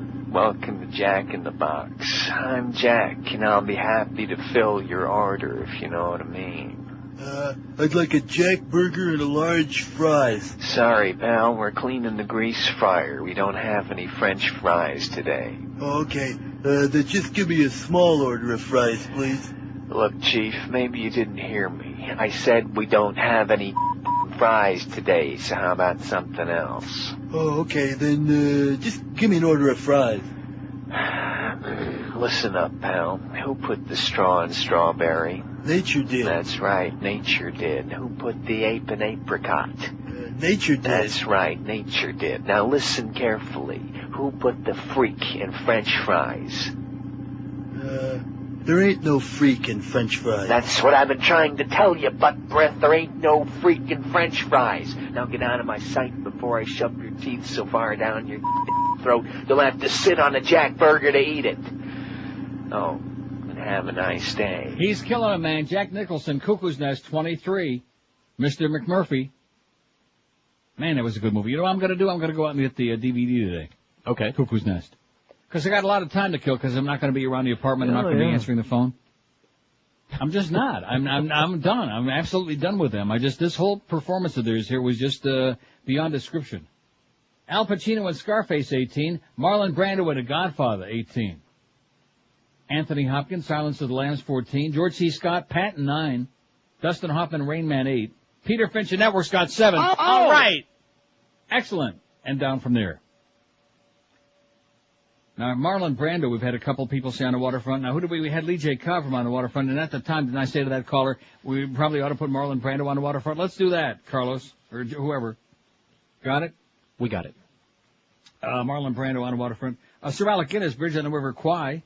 Bridge on the River Kwai. Got it? Got it. On the waterfront. Eva Marie Saint was in there. Oh, and speaking of actresses, when we do the one tomorrow with the greatest performance by an actress of all time in any movie ever, how about Kathy Bates in Misery? Oh, yeah. Since I was thinking of James Caan. I mean, James Caan was great in The Godfather, but he wasn't no Marlon Brando. Bing! You blow their brains all over your nice Ivy League suit. Huh? He was great. Mm-hmm. You think we ought to put him in there for The Godfather? Listen to it. Bing! You blow their brains all over your nice Ivy League suit. He was great. Pretty dramatic. What are you going to do? Nice college boy, huh? They want to get mixed up in the family business? Now you want to gun down a police captain, why, because he slapped you in the face a little bit? Huh? What do you think, this is the Army where you shoot him a mile away? You got to get up close like this. Bing! You blow their brains all over your nice Ivy League suit. Come here. Mwah! You're taking this very personal. Taking it very personal. Yeah, we got to put him on here. James Caan, The Godfather. Now, he'd be okay for Misery, too, but I think he was much better in Godfather. Huh? Absolutely. Well, everybody was great in Godfather. There wasn't. He was also great in Brian's Song, wasn't that James Caan that was in Brian's Song? It was. But that was such a syrupy, tear-jerky movie, huh? Oh, that was like Lassie Come Home or whatever that was. 5-6 with the June Lockhart. 5670560. Pound 560 on the AT&T in let's see. Marlon Brando on the waterfront, such a subtle performance of an overpowering character. The scenes with a girl, him giving her his gum, following her, and I'm just reading Claudia's facts. And of course the scene is, Carl Malden and his brother in the car. Carl Malden with a big nose. Do you know Carl Malden is still alive? So I hear. And he's got this illness, I forget what they call it, where your eyelids droop. Okay. I don't remember what that is, but at any rate, I read about it in the one of the tabloids. And so he had to go to some specialist because he was going blind because he couldn't keep his eyes open. Huh. Kind of like when you listen to Mo's show, you can't keep your eyes open. And so the doctor puts this kind of like spring-like thing around his eyelids, so on the inside, so they stay open now. Huh. 92, Carl Malden. Love Carl Malden. Good actor. Uh-huh. He was also in All Fall Down. Right. Oh, how about Brandon DeWilde in All Fall Down? I never saw it. You never saw that? With Warren Beatty? Right. Never How saw about it. Warren Beatty in Bugsy? Okay. Or Shampoo. Also, Claudia says, Marlon Brando in Last Tango in Paris. It says, ugh, I was off butter for a month. I don't know why, because I didn't see the movie. Off butter, what were they doing? I don't want to hear what they were doing with it. I don't want to hear what they were doing with it, because then Tom Jicha will write about it, whatever you said. George did it, Tom. I didn't do it. I want you to cut your fingernails off so you can shove your fingers. Oh, no. Rectum. Oh, no. And that was one of the cleaner parts in the movie. I'll bet it was. We don't want to hear about no disgusting stuff like that, because then little Tommy will write an article about that. Speaking of little people, when's little Maddie Bell going to come bouncing through there? Tuesday or Wednesday this week? Tuesday or Wednesday this week, right. Really? Really. You already got the word on that? No.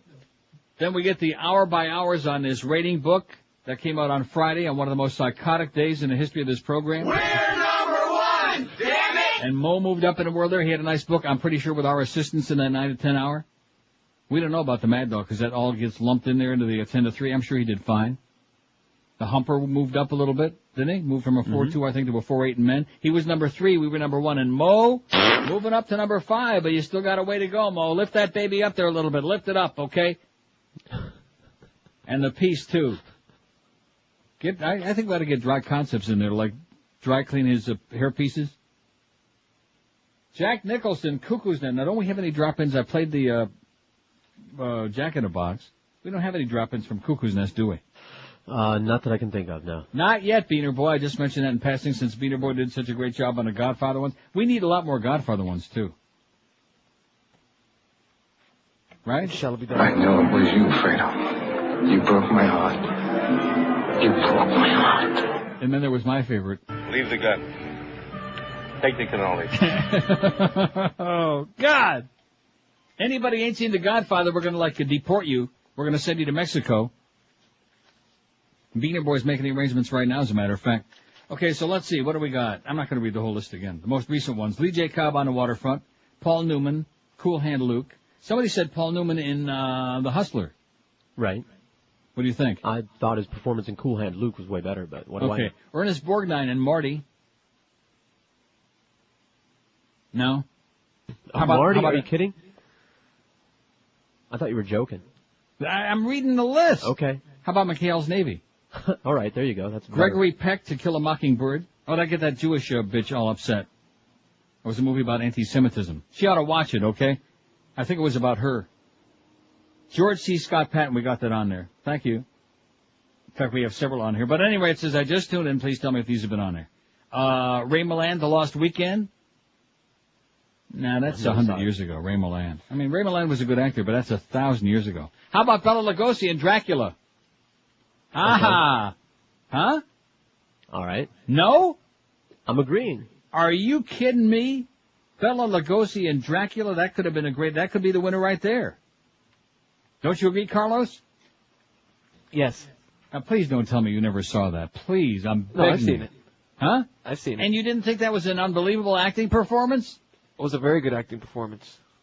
Even if he never spoke, even if it would have been a silent movie, which was 32, and it was just a few years after that, just the eyes, just his eyes alone. That scene where he stares down Professor Van Helsing. They used to really have to know how to act. Van Helsing, come here. Remember that?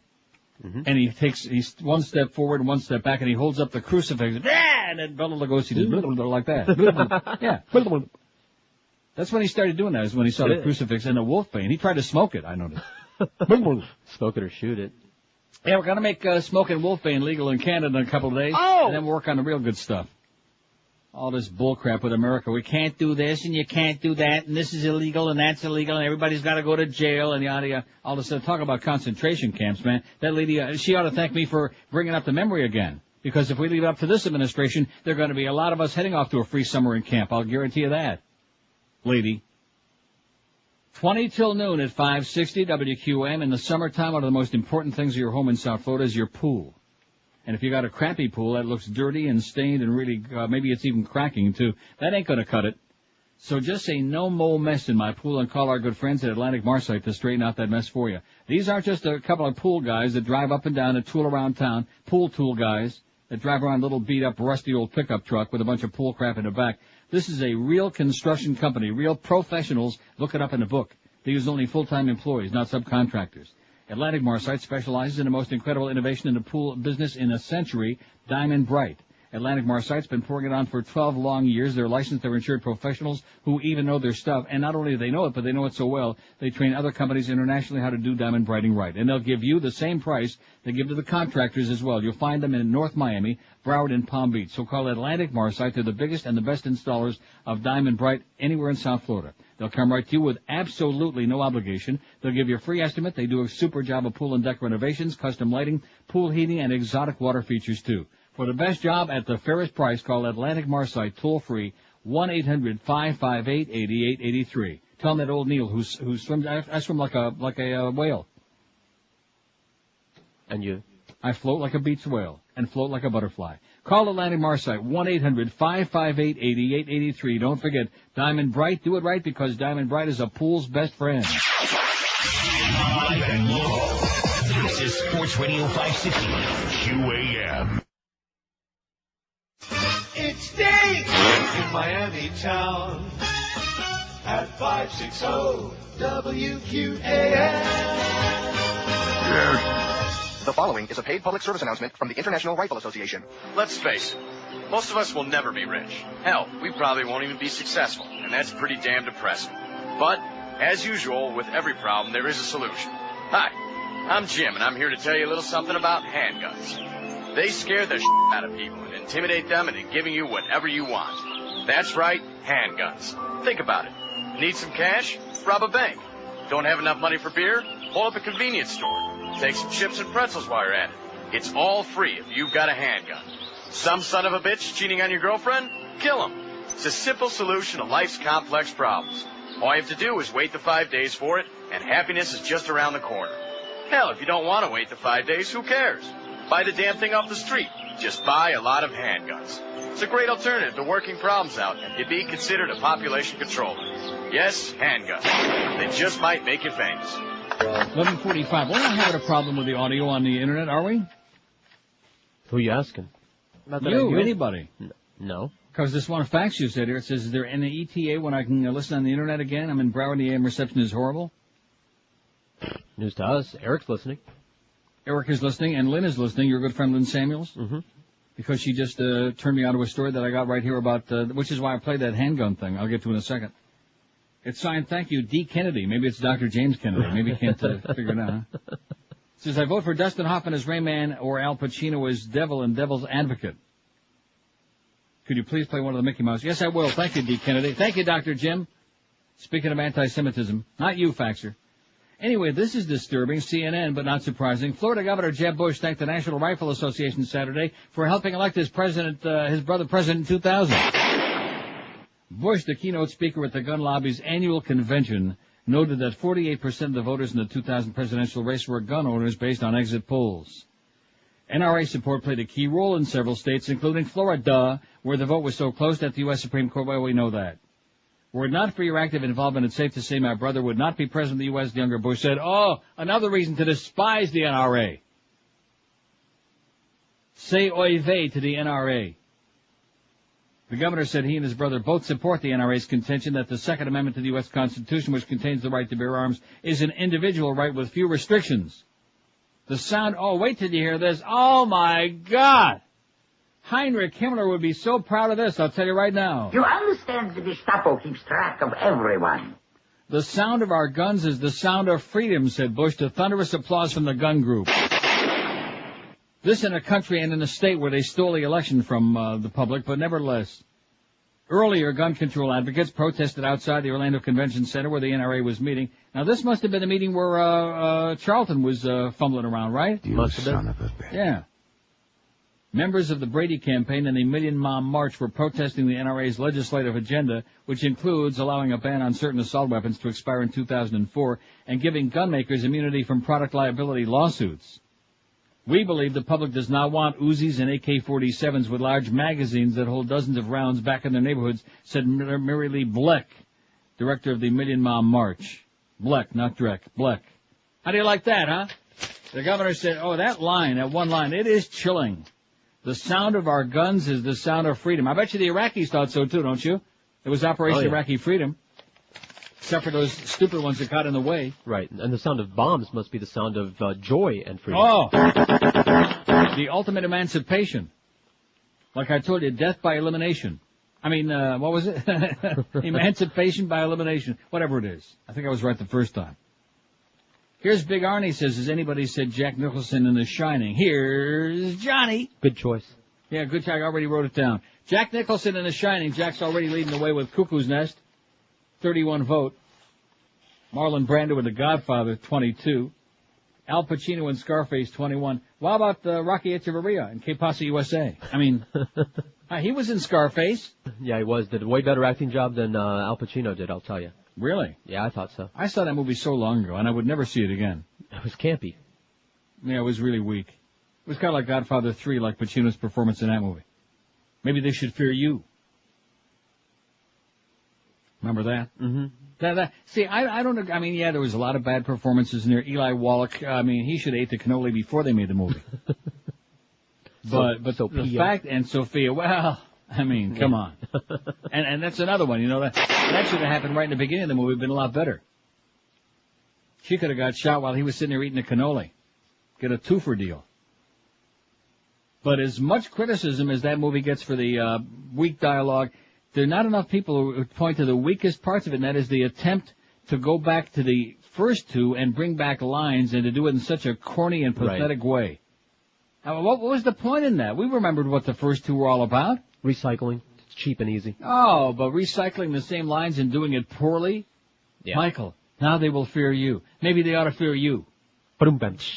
And then they're in a kitchen just before he goes into his diabetic stroke.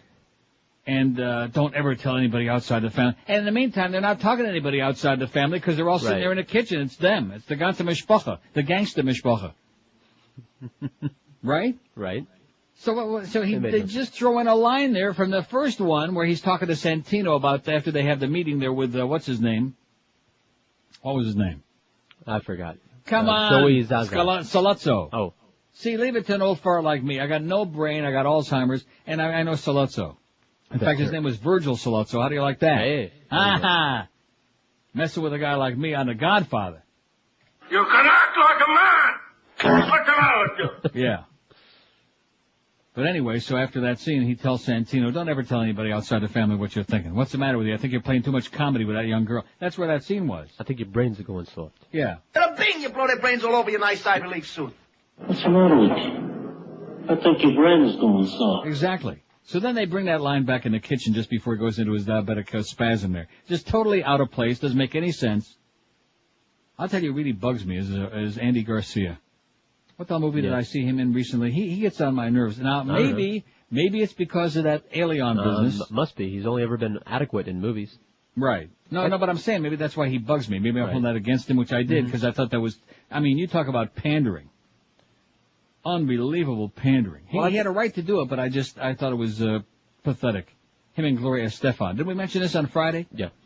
Oh, well, I forgot we had so much stress going on Friday. Andy Garcia always tries to act like the hot-tempered Cuban that always beats up on his women. Every movie that he's in, he has to punch out a woman. Yeah, he's always playing the same role. Just like poor what's his name, Joey Zaza. He gave him a message. Ben Kingsley in Sexy Beast. I've seen it listed on the cable channel. Should have won an Oscar, robbed by Russell Crowe. Well, I don't think so. I don't think so. 5670560, pound 560 on the AT&T line. WQAM. Hello. Hello, Dale. Yes, sir. How are you? Good. Hey, I got a question for you. What you read in the paper where they're going to spend $110 million on the turnpike expansion so more people can get on it? No. They've got they're going to put the sun passes from County Line Road north. They can spend $110 million on that and get more people on a road that's supposed to be free instead of spending on education in Florida. Mm-hmm. So, for my vote for the poll, any of the Bushes for a leadership role. Okay. What? 567-0560, pound 560. Does anybody have any idea what he just... No. WQAM. QAM. Hello. Hey, See it work. Steve McQueen and Papillon, or Dustin Hoffman. Steve McQueen and what? Papillon. Oh, Papillon. Yeah. Or, how about Paul Newman in The Hustler? Okay, thanks. We already got Paul Newman. We already asked about that. Steve McQueen and Papillon. I agree. That's pretty good. Mm-hmm. Got it? Got it. 2 L's, by the way. Oh, that's right. You would know. It's French. I know that. But it's why I was Papillon. Oui. 567. Oh, French. Well, is it a freedom movie? As a matter of fact, they do wind up free, don't they? There you go. How come we didn't do the conversation with Gene Hackman? We did him French Connection. Right. I thought his performance in the conversation was just astonishing. Yeah, out of sight, out of mind. Sure, I do. It was a long time ago, though. Okay. Well, so was Dracula. Well, but I mean, everybody's seen that like 100 times. How about Lon Chaney Sr. in The Hunchback of Notre Dame? Nobody ever saw that. Silent movie. Although, personally, I like Anthony Hopkins' Hunchback better. No. He wasn't hairy enough. In fact, Ron Jeremy could have played it if he'd have been around then. He could have. Without played that role. You notice one thing about the Lon Chaney family, hairy. Yeah. Well. Because Lon Chaney Jr. was always in the Wolfman movies. Mm-hmm. Very hairy family. 567-0560. How about when Sally met pound 560 on the AT&T and Verizon wireless line? I'm not into hairy myself.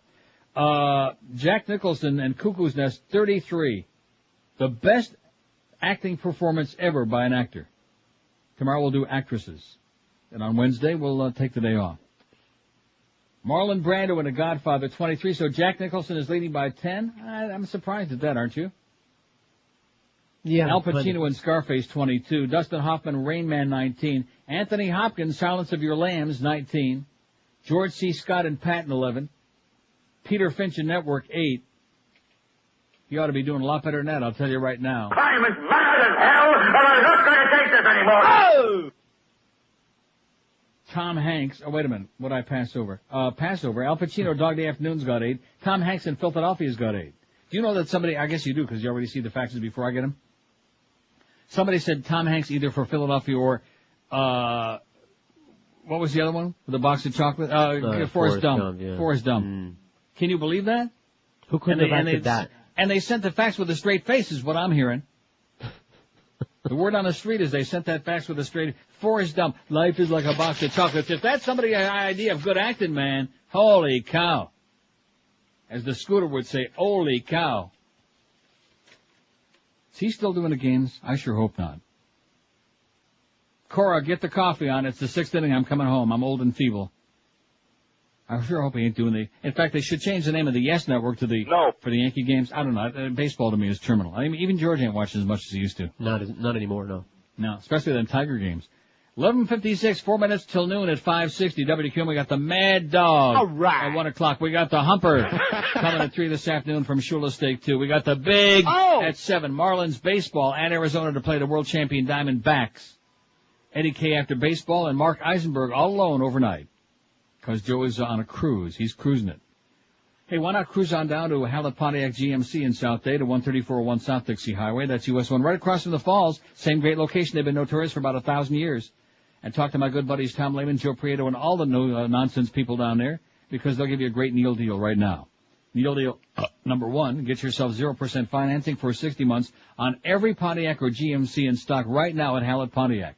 Neil deal number 2. Get yourself up to a $4,000 rebate on every new GMC and Pontiac in stock. That is correct. Get up to a $4,000 rebate on every new car or truck in stock at Hallett right now. And Neil deal number 3, if you're currently a GM Smart Lease or Smart Buy customer and you drive a Chevy Blazer, an Oldsmobile Bravado, or GMC Genie, Buy or lease you a new Pontiac or GMC and get an extra $1,000 off the price. And while you're at Hallett, why not test drive the all-new and powerful Pontiac Grand Prix? I guarantee you'll be impressed. Don't forget, they're open every day, 7 days a week at Hallett. If you want more information on any of the Neil deals, they got a special line called the Neil Deal Hotline, toll-free at 1-888-534-4211. That's 1-888-534-4211. And don't forget, all Neil deals are subject to credit approval. See dealer for details at Hallett Pontiac GMC. They are professional grade. Live and local. We're Sports Radio 560 QAM. I am Frau Iliana Ross-Leitman, and I like scrubbing my smelly gorilla ass with soap made from Jules, and listening to the Neil Roque Comunista Hour.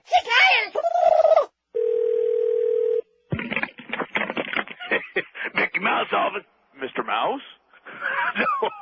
Who's it? It's Michael Eisner. Michael Eisner? Hold on a second. What are you doing answering my phone, Remus? Sorry, boss. It's Donnie Osmond. Donnie Osmond, what do you want? It's Michael Eisner, sir. It's not Donnie Osmond, it's Michael Eisner, the Putz president. Oh, boy, Eisner. Good morning, sir. How are you? I'm almost done with you, pal. Sir? I was looking at the ratings for this nightmare you had us going through. I'm a celebrity, get me out of here. What a smashing success, sir. What? That thing was in the toilet. It was unbelievable. If you break down the demographics. You know what, Eisner, say that. I'm just happy it's over. Sir, I believe the second go-around will be much better. The second go-round? You must be on crack. We're not doing that thing again. Why do you want to bring that back? Because the first time around, you barely missed toppling the entire network? Well, sir, it's already done. What do you mean it's already done? Nobody ever told me it was already done. Hang on. Remus! I'm on the phone with Remus! Yeah, boss. What the hell are you doing? Running some conduit, boss. Do it quietly, Remus. That's not quiet enough, Remus. That bluebird stinks like an armpit. Sir, our May sweeps will be amazing. I'm a celebrity. Get me out of here, too. Instead of 15 nights, 40 straight nights. 40 nights of I'm a celebrity, get me out of here. You're killing me. And the celebrities, 10 times better. Oh, my God. We've got... Hold on. Remus?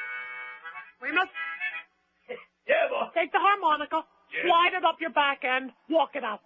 All right, boss. All right. We've got Bernie Capel. Who? Bernie Capel, the doctor from the Love Boat. Oh, for heaven's sakes, he hasn't worked since he did the Stop Snoring Spray commercial. We've got a real hottie, Adrienne Barbeau. Oh, my God, she's terrible. And someone I know you'll love, Billy Bush. Wait a minute, is that the president's annoying nephew? That's the one. Oh, for heaven's sake. You can't put him on there. And the... Hold on. Oh, yeah. Remus! I can't hear you, boss. I'm sure. Remus, I'm on the phone. Can't hear you, boss. Stop drilling! What are you making? Making a new credenza, boss. What's wrong with my old credenza? Your shellac-am shot. My shellac-am shot? That's right, shellac-am shot. Oh. They can do it. Oh. What? Oh, I don't care who you have on this nightmare. Well, we definitely have some major A-listers, sir. We've got Scott Bakula and Leonard Nimoy. Even Remus doesn't remember Leonard Nimoy. Sure I do, boss. Remus, I wasn't addressing you. Sorry, boss, but he was from Father Knows Best. Oh, my God. I'm surrounded by idiots.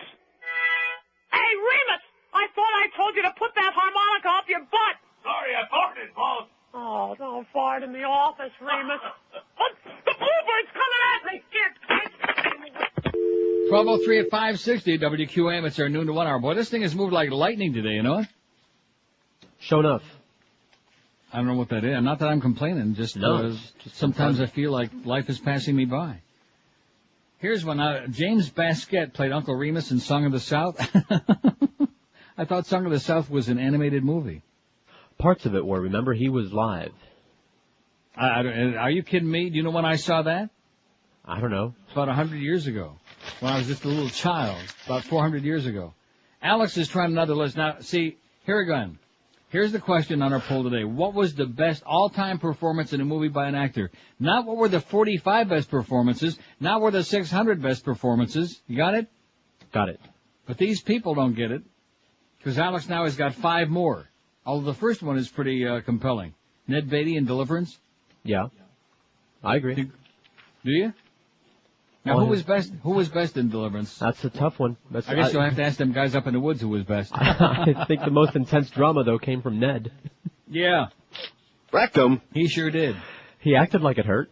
This corn is special. Yeah. Okay, Ned Beatty in Deliverance. Now, Burt Reynolds was actually good in that. He was good. Another movie Burt Reynolds was good in, that was Boogie Nights. 2. We got 2. Got 2 what? For Burt. Because I agree, he was unoffensive, unobtrusive, just fine in Boogie Nights. No, but not, see, isn't that ridiculous? Are you listening to this, Peter boy? It gets worse by the day, I think. Unobtrusive is not the greatest acting performance you wouldn't describe as unobtrusive. Oh, I wasn't saying it deserves to be on the list. Oh. I was just saying it wasn't bad. No, there was 2 movies that Burt Reynolds were in that we actually enjoyed, and that's because Dom DeLuise wasn't in it, which I like Dom DeLuise, but not with Burt Reynolds, you know? They're a little bit too cozy for me. Those Smokey and the Bandit movies, oh, good golly, Miss Molly. You think Burt would make one of those with his wig off? Or with his He's wig another on? guy with a real bad hairpiece. Ned Beatty in Deliverance, we got that on there, okay. Kirk Douglas in Spartacus. Yeah. Nah. Huh? You say yes? I love you, Spartacus. No, I was just acknowledging you. I mean, I like Spartacus a lot, but, whatever. How about Tony Curtis? Do you like Let's see, snails? James Caan was really good in The Gambler, but nobody saw it. We'll take your word for it. Martin Landau as Bela Lugosi and Ed Wood. He was nominated. Yeah, he was great. He was phenomenal. And one of his lines was, Boris Karloff couldn't eat my Schmidt. There was more to that line than that. But you'd have to use a lot of... Nah, and that's enough. Nope. You want Jicha writing about you now? Oh, please, could I? No, I don't think so. Jack Nicholson in Anything, Albert Finney and Tom Jones. They made his whole career. He was offered Larry of Arabia, wouldn't sign a 7-year contract. Thank you, Todd of Hollywood. You want to put Albert Finney in there and Tom Jones? I don't know. Why not? Okay. Come on, get with it. We're not just putting, this poll isn't just what is George like, okay? I was asking for your opinion. I don't know that. Albert Finney and Tom Jones. Let's see. Here's Sean in Hollywood's got a list of his favorite 75,000 performances. The best acting performances by actors and actresses, and then he's got not always starring roles of the biggest pictures. A few examples of tremendous supporting performances. Angela Lansbury in The Manchurian Candidate. Yeah. Linda Hunt, The Year of Living Dangerously. Nicole Williamson in Excalibur, and J.E. Friedman in Miller's Crossing. Who the hell's J.E. Friedman? I don't know. Miller's Crossing was pretty interesting. Right, I saw Kinda that, weak. but I don't remember him. It was weak. Anyway, it says, that aside, the best performance ever was actually Anthony Hopkins as the murdering ventriloquist in Magic. I thought Magic was the one with Anthony Perkins. No, That's what Hopkins. it said before. Huh? It's Hopkins. And are we putting that on there or not? You tell me. I saw it was a million years ago. I can't remember. The dummy Anthony was pretty Hopkins and Magic. Okay, we got it. We got you down. Thank you, Sean. Also, yes, for what it's worth, we do Yeah. have the draft audio, those faux pas. Oh, you good. Let's hear. This could get an Academy Award. Let's hear some of these. Well, oops. This is a third quarterback taken in the draft, Kyle Bowler, by Baltimore, the first quarterback they have taken in draft history for the franchise. First quarterback they've taken in the first round? First quarterback they've taken, period. Oh, since they've come over from Cleveland. Right. Well, that's rather startling. We have another one. Pittsburgh Steelers traded up from number 27 to number 16, Kansas City's pick. And they select safety Troy Polamalu, a safety from USC, the second Southern California player chosen in the first round. The Trojans have not had a first-round pick in the first round since, I think it was 1980. And I don't remember the pick. I want to say that I read something where in 1980 was the last time the Trojans had a number. That didn't make any sense to me. Anthony Munoz? Anthony That Munoz, era? right. Hall of Famer. Huh? Hall of Fame. That's 1980. mind-boggling, because when you reflect back on the 70s, late 60s, early 70s, USC was a powerhouse, and they delivered tons of number one picks. Yeah, they were the 60s and 70s University of Miami. You got it exactly right. I'm getting pounded. Yeah. You know what that reminded me of? That reminded me of those much too long, ponderous promos that we play on a station, especially the ones for the overnight show that go on for about 5 minutes. Yeah. Let's not hear any more of those. Okay? Okay. Here's one. Gene Wilder is Dr. Frankenstein. Was that Young Frankenstein? Yeah. Marty Feldman is Igor, spelled E-Y-I. That's Igor. And Peter Boyle as Frankie. What do you say? Anybody from Young Frankenstein? Well, I love the movie, but I don't. No. Big, heavy drama. Robert Duvall in The Great Santini. I think he deserves that because he's not going to get down here in any other movie because, and that one where he played the preacher, I'm sorry. Get out of town. Robert Duvall, The Great Santini. Got it.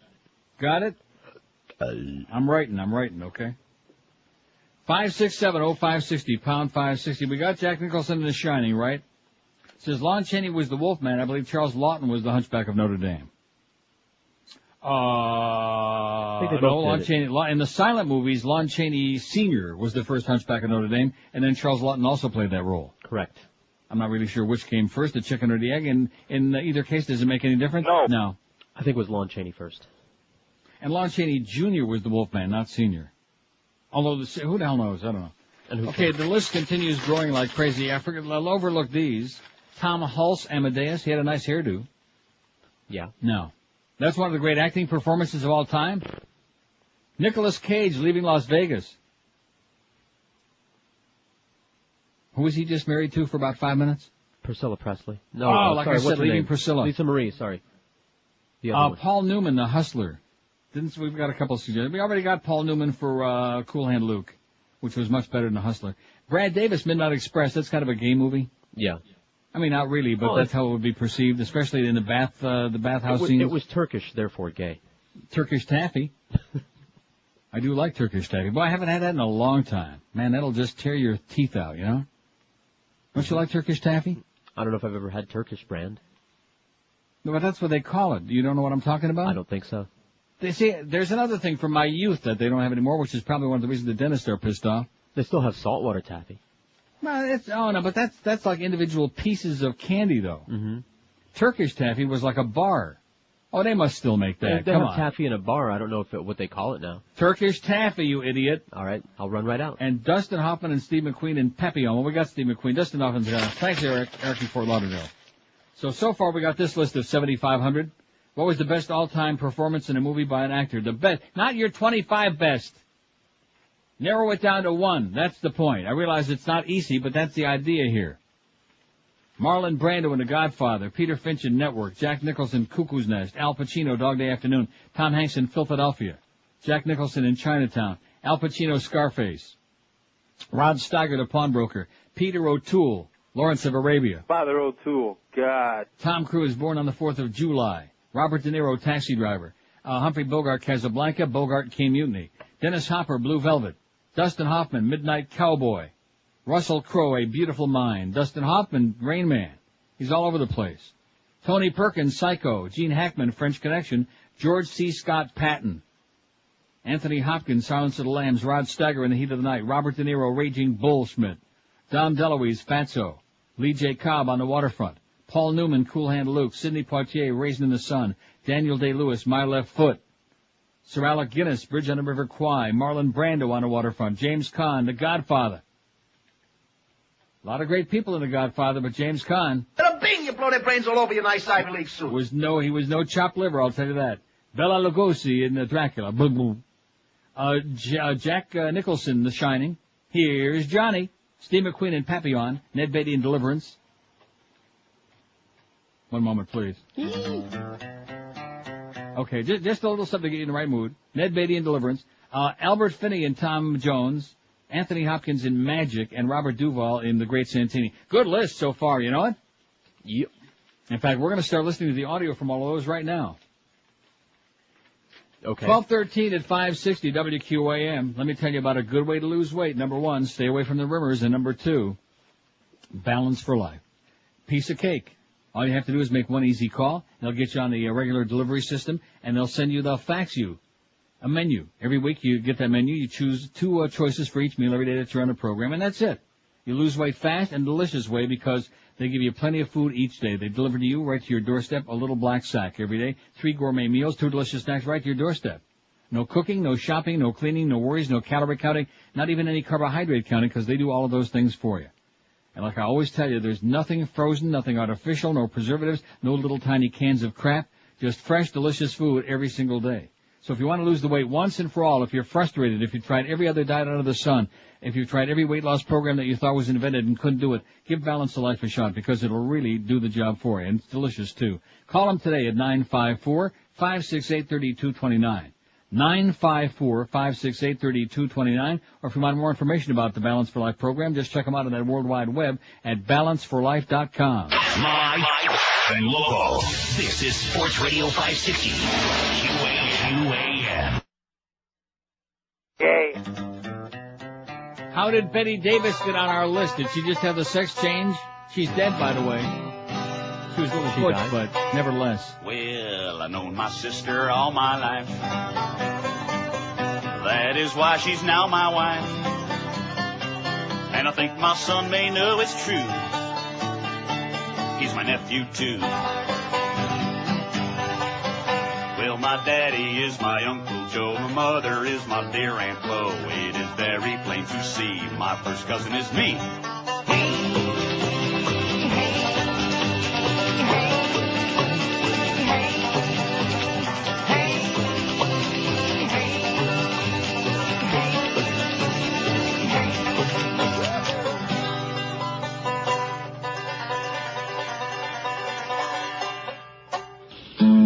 Got a little pretty now thing.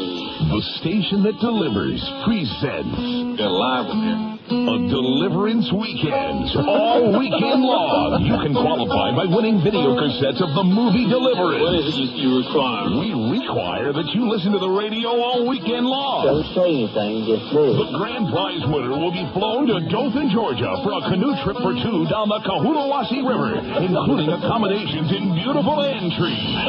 It's easy to win. Now let you just drop them pants. Just take them right off. They're panties. Take them off. Simply be the 10th caller every time you hear Ned Beatty squeal like a pig. Squeal. It's a Deliverance Weekend, all weekend long. From the station that gets you where it hurts. Q95. Rectum. 12:19, and I love in all those Mo bits, or at least the ones where he's getting raped. What do you require? You know, he always broke a brain, always slips that in there. Right? This is an excellent one, the number one ever. Peter Sellers and Dr. Strangelove played 3 roles brilliantly, a very fitting winner in these times as well. Absolutely, Will. Let's get that on it right away. In fact, maybe we can replace Betty Davis. Now, how does this happen? See, all I have to do is... Huh? Yeah, you done it. You done it. Now, let's see who's the real man here today. If it's Beaner Boy or if it's an Eric. Whose mistake is that? Who's bad? No, that was me. Yeah, I knew it. So, in other words, you think Betty Davis is a man? From some angles. Yeah. Most.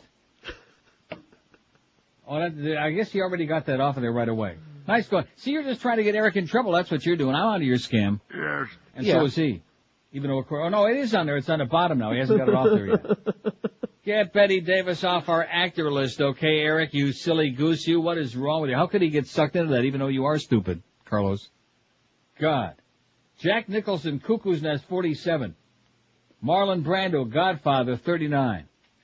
I didn't know no Godfather. But that aside, let me say that I swear on the soul of my grandchildren that I will not be the one to break the peace we've made here today. Good. Al Pacino, Scarface, 35. Well, that's an overrated, you're right, very overrated movie.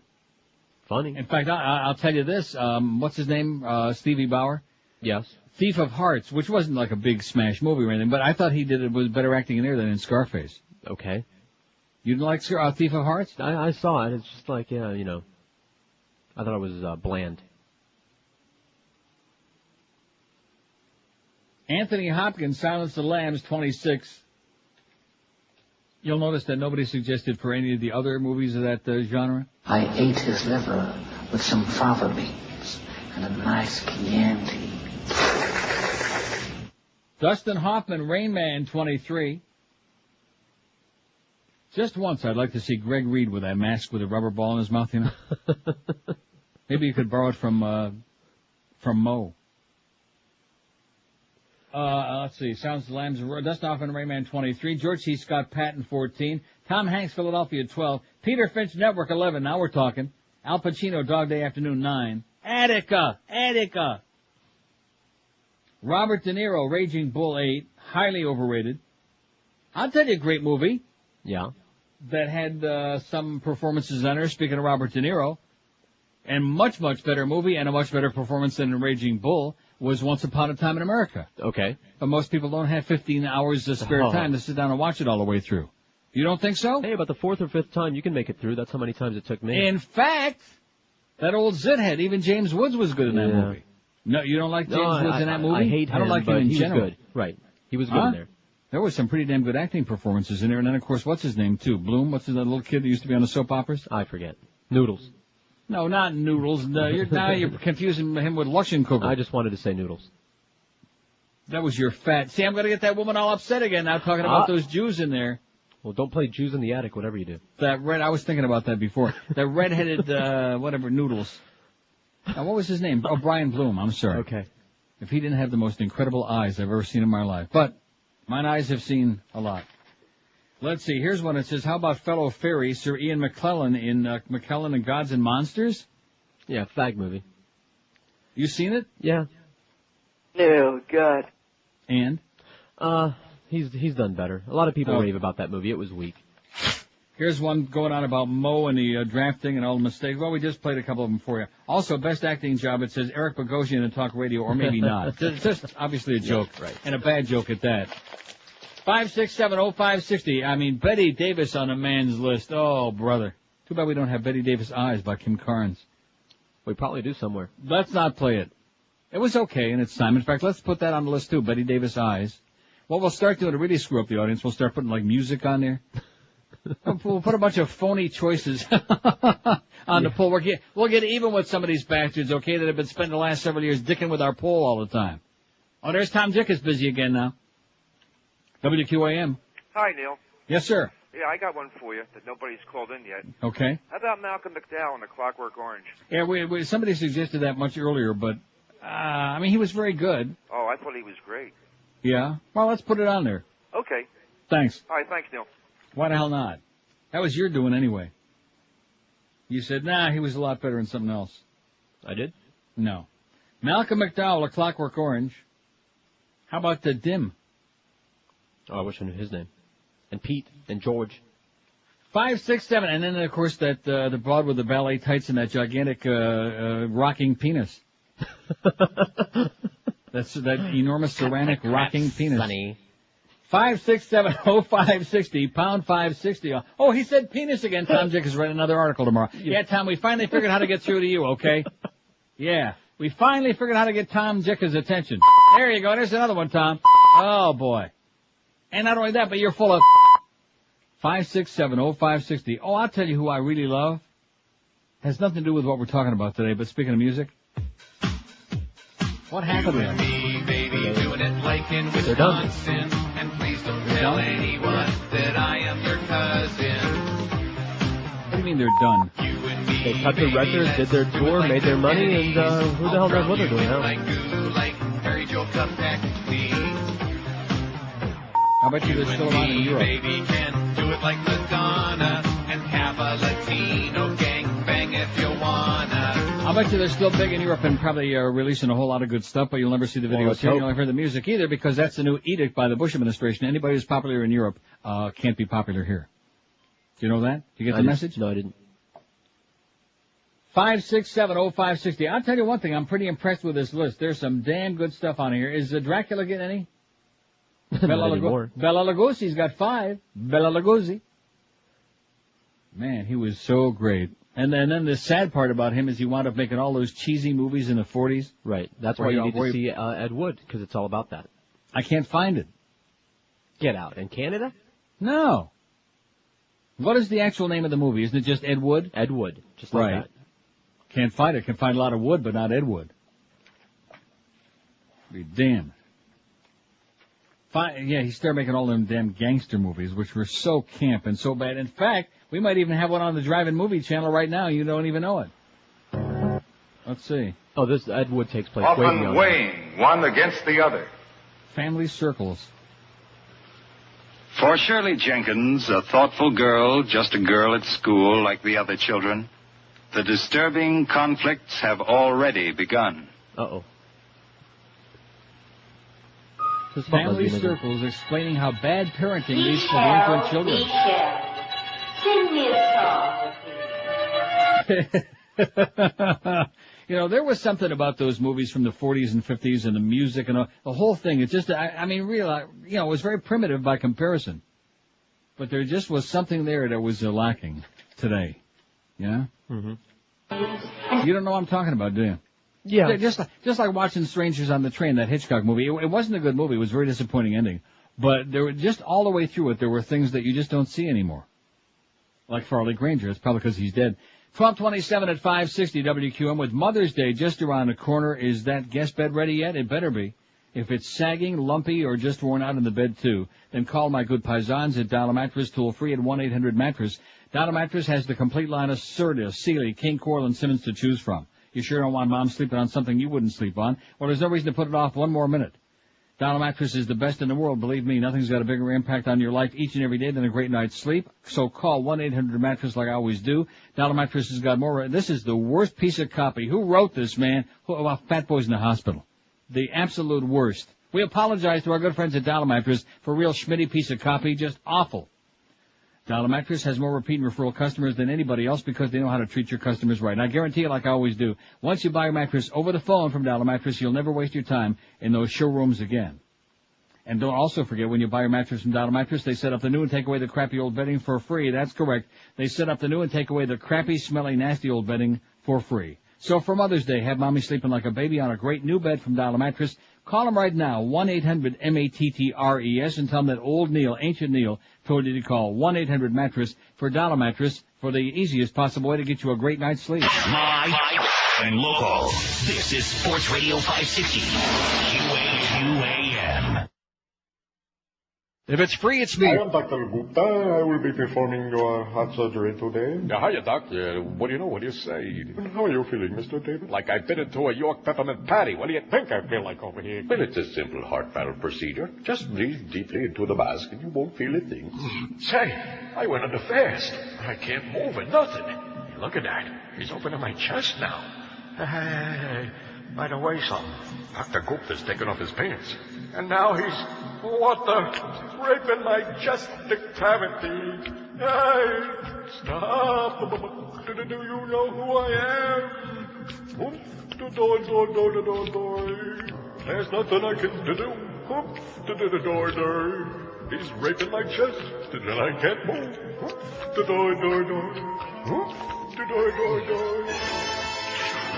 Oh, why did you die? Oh, why did you die?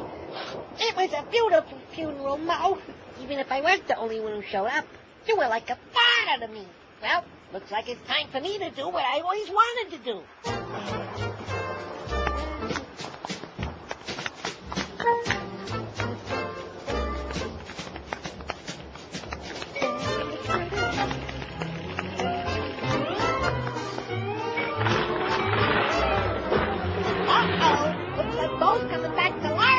What do you think you're doing dancing on my grave? No! I thought you were dead, Mo. Of course I'm dead.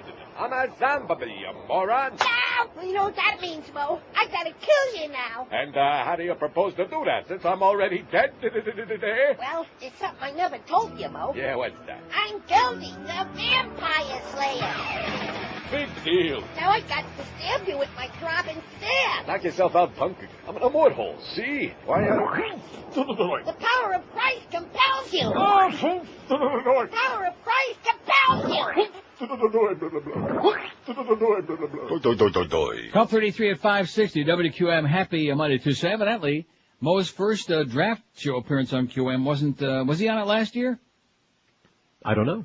I would assume because he started in March. So, like I said, his second appearance on the draft show went over like halava in Saudi Arabia. Not too good. Here's one of our chronic facts who says, as much as I hated the movie, Tom Hanks in Castaway was phenomenal. I don't even know what that movie is. It's the one where the UPS guy gets stuck on the island. Never heard of it. I remember the Castaways Hotel. Yeah. Are we putting that on there?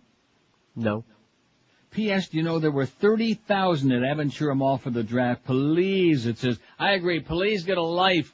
Get a life. 30,000 people for the draft? Jesus, God and Joseph, man. Get serious. Then here's one that says, how about Robert De Niro in Awakenings? Greatest performance of a retard ever. Yeah. You want to put that on I agree. there? Yeah. Okay, Awakenings, Robert De Niro. Now let's spell it right this time because he says De Niro spelled wrong on a poll. Of course, that's probably Beaner Boy. You notice, Eric, that Beaner Boy is doing a lot of things intentionally to make you look bad? He told me he was going to start doing this. Like putting Betty Davis on there just to see if you'd put it on there, which you did. He said you weren't going to say that on the air. Yeah. Just trying to make you slip up one or two more times, Eric. That's all it'll take, and then that's it. Bela Lugosi's only got 5. And I don't even see Robert De Niro. Where the hell is it? Oh, there it is. Oh, dear. Who spelled that? Come on, Carlos. Who spelled that? D-E-N-I-R-O. There's no E in Robert De Niro. Okay, at least not in the second Maybe it's one. supposed to be Robert De Niro. Yeah. If I did, it was a typo. I know a little bit more, not too much, but a little bit more than that. Yeah, Robert De Niro. Okay, now he's even throwing spick words on there on the poll. As a matter of fact, if you want to make any more De Niro on this show, you better cut the crap, okay? Hey, Eric, he's not fooling us. He's just trying to make you look bad, although, quite frankly, you had a good start. 5670560. And we are not taking those pictures of those wounded and butchered up kids off of our website because people need a constant reminder of that's really what war is all about. Not just a bunch of glamorous pictures on a bulletin board on MSNBC somewhere. Oh, here's our heroes of the day. I mean, oh my God. Talk about trying to sanitize and glorify and glamorize a bunch of butchery, a bunch of insanity because we wanted to teach the world a lesson. Yeah, that'll learn them. Yeah, that'll teach them. Oh, I got to get to this. Oh, I got to get to a couple of things. So all you people on the phone, we'll get to you, or not. Dan Savage, this is in the New York Times on Friday, this past Friday. Dan Savage is editor of The Stranger, a weekly newspaper, probably, obviously a fag mag. He writes, gay groups are trying to turn Senator Rick Santorum into the next Trent Lott. It's not going to work. Mr. Lott lost his post as Senate Majority Leader because he said something he wasn't supposed to. Mr. Santorum, who holds the number 3 position in Senate leadership, was only repeating what many Republicans have already said. After telling a reporter that he likes homosexuals just fine, provided we refrain from engaging in homosexual acts, Mr. Santorum came out in support of laws against sodomy. A right to privacy, he said, doesn't exist, in my opinion, in the U.S. Constitution for gays, straights, anybody. He then compared homosexuality to bigamy, polygamy, incest, and adultery. Too much freedom, allowing gays and lesbians to live openly without fear of arrest, for example, is antithetical to strong, healthy families, he said. Homosexuality may not be as bad as man on child, man on dog, or whatever the case may be, he said, but at this point the reporter broke in and said, I'm sorry, I didn't think I was going to talk about man on dog with a United States Senator. She said, it's sort of freaking me out. She wasn't the only one. Gay groups called for Mr. Santorum's head, while anti-gay groups like the Family Research Council, once headed by Gary Bauer, rushed to defend him. But Mr. Santorum needn't worry about his leadership post. Unlike the former majority leader, Mr. Santorum didn't slip up and say something in plain English that every good Republican knows must only be said in code. Unlike Republicans' appeals to racist voters, Republican appeals to homophobic voters are overt. During the 2000 campaign, Alan Keyes appeared on the same stage as George Bush and denounced the radical homosexual agenda that he said was destroying the American family. Candidate Bush, now President Bush, failed to respond, even though his running mate's daughter is a lesbian. But gays and lesbians are more than just sons and daughters. We're moms and dads, too. My boyfriend and I adopted a son 5 years ago, says Dan Savage, and we plan to adopt again. As more same-sex couples start families, it's going to be harder for Republicans like Mr. Santorum to say we are somehow a threat to the American family. As much as it may dismay Mr. Santorum and his defenders, there really is no word other than family to describe the 3 people who live in my house.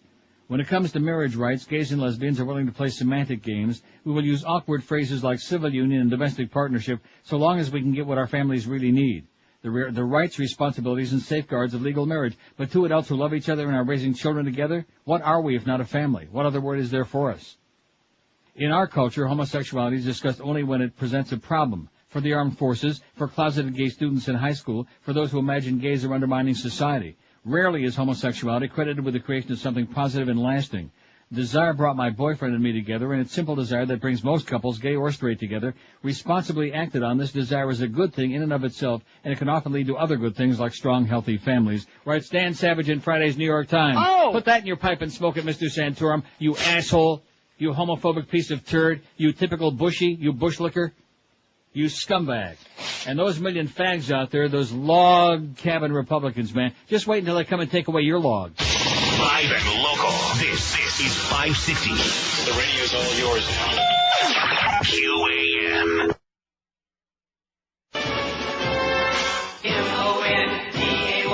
MONDAYSUCKS. Eisner?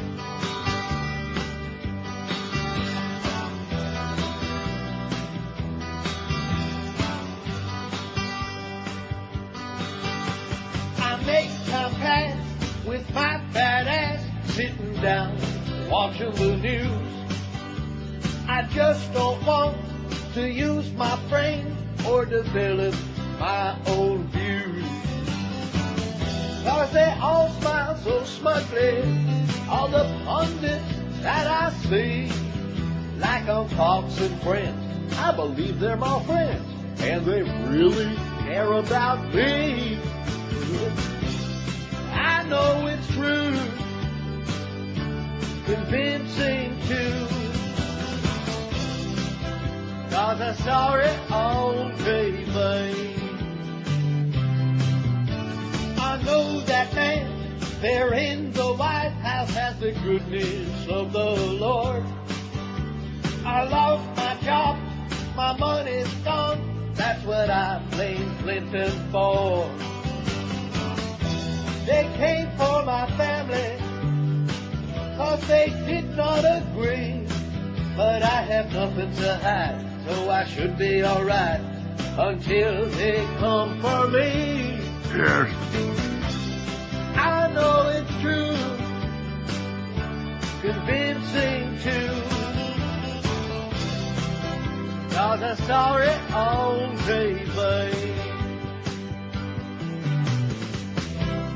I've got the truth, and it makes it true,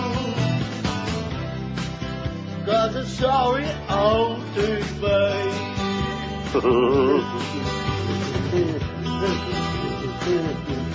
Look at there, really see it. 1244 at 560. But I'm telling you, this fax machine with these chronic faxers, there's some of them just, they should get their own show. I mean, a lot of them are good, but my God, just desperate. This chronic fill. Mm-hmm.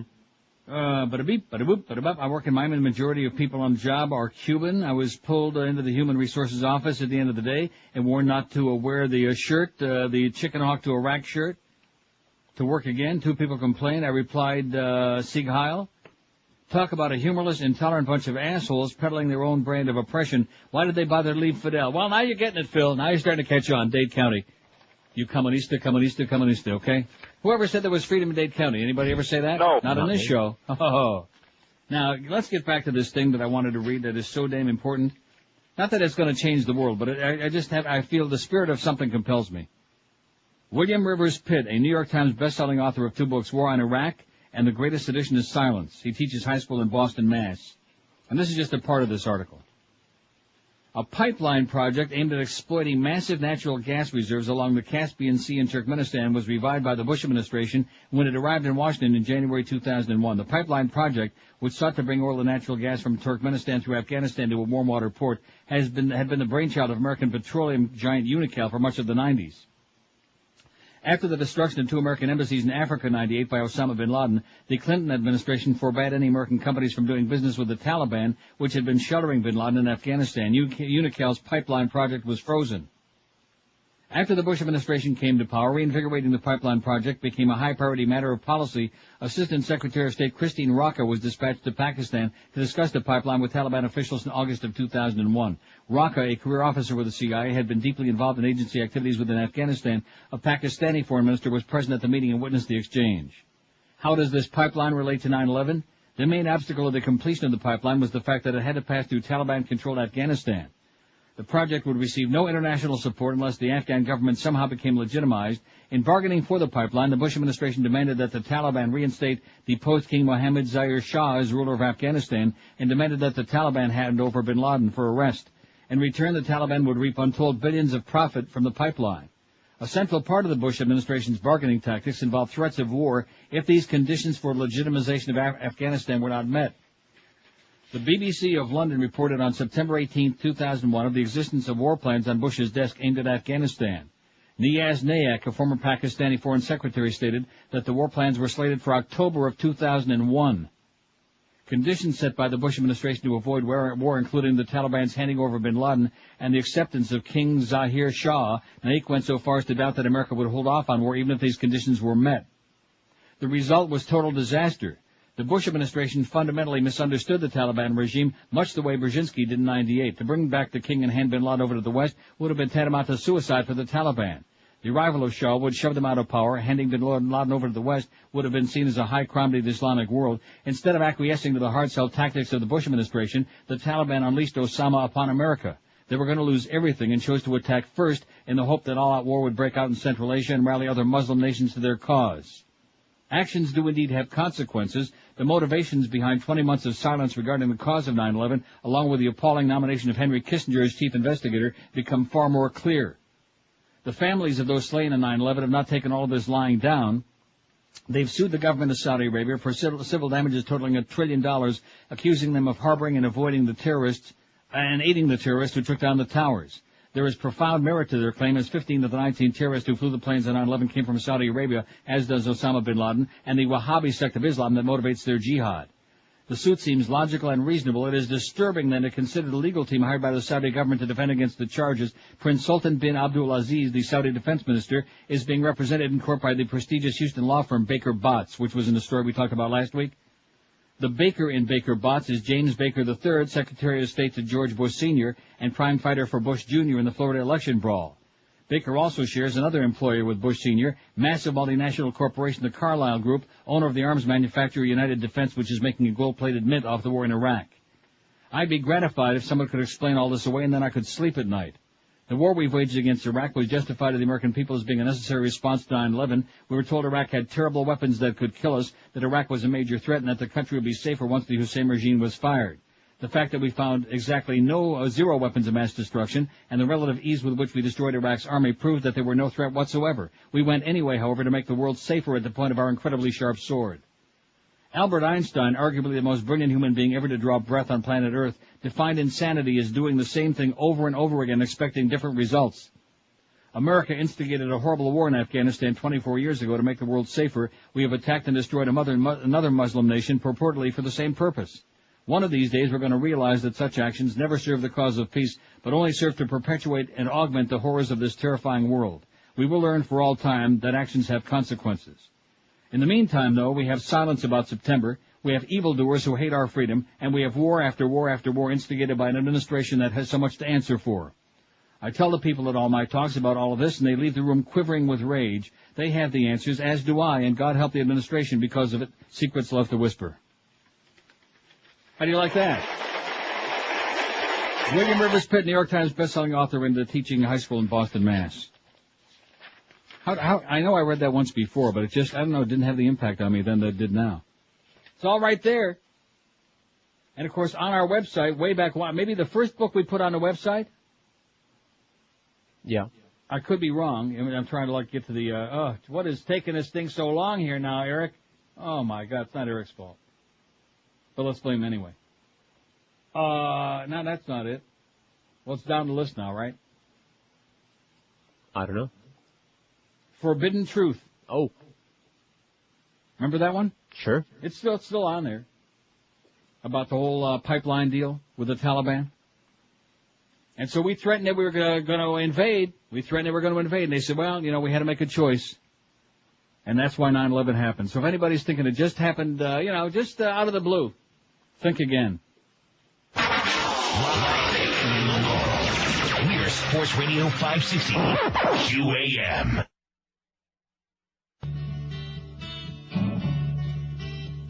The Middle Eastern world will be exploded. Saddam had people killed with the gas that we sold him. First-time aggressor nation and the only one that's going.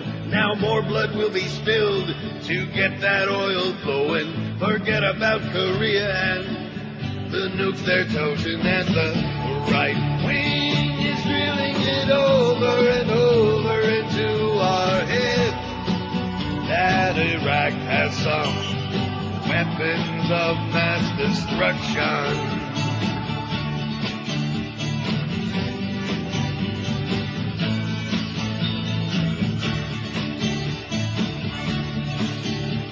3,000 people killed are now forgotten.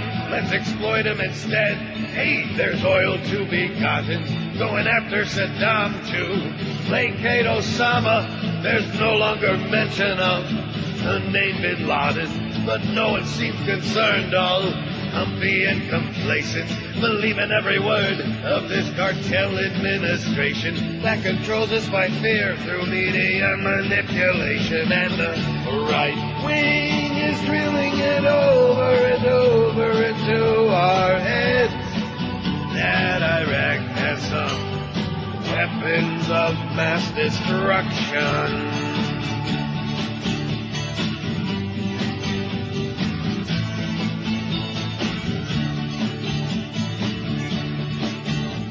The loss of civil rights is the price that we're paying. We're all suspects now, Nazi Ashcroft is saying.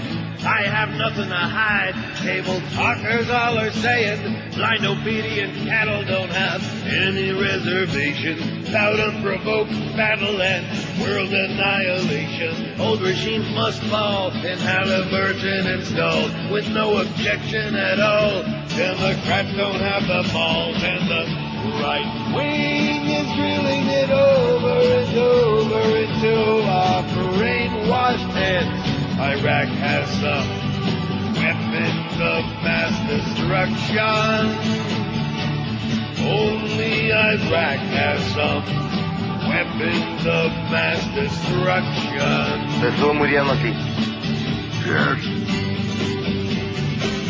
12:57, Mad Dog coming up next. Here's a fax that says, Hi Neil, hi George. The other day I was listening to Howard's Sperm Show and Artie the sidekick comedian guy was rating a chick with a great body and a butterface. He said he hadn't seen a haircut like that since Mo Howard Davided.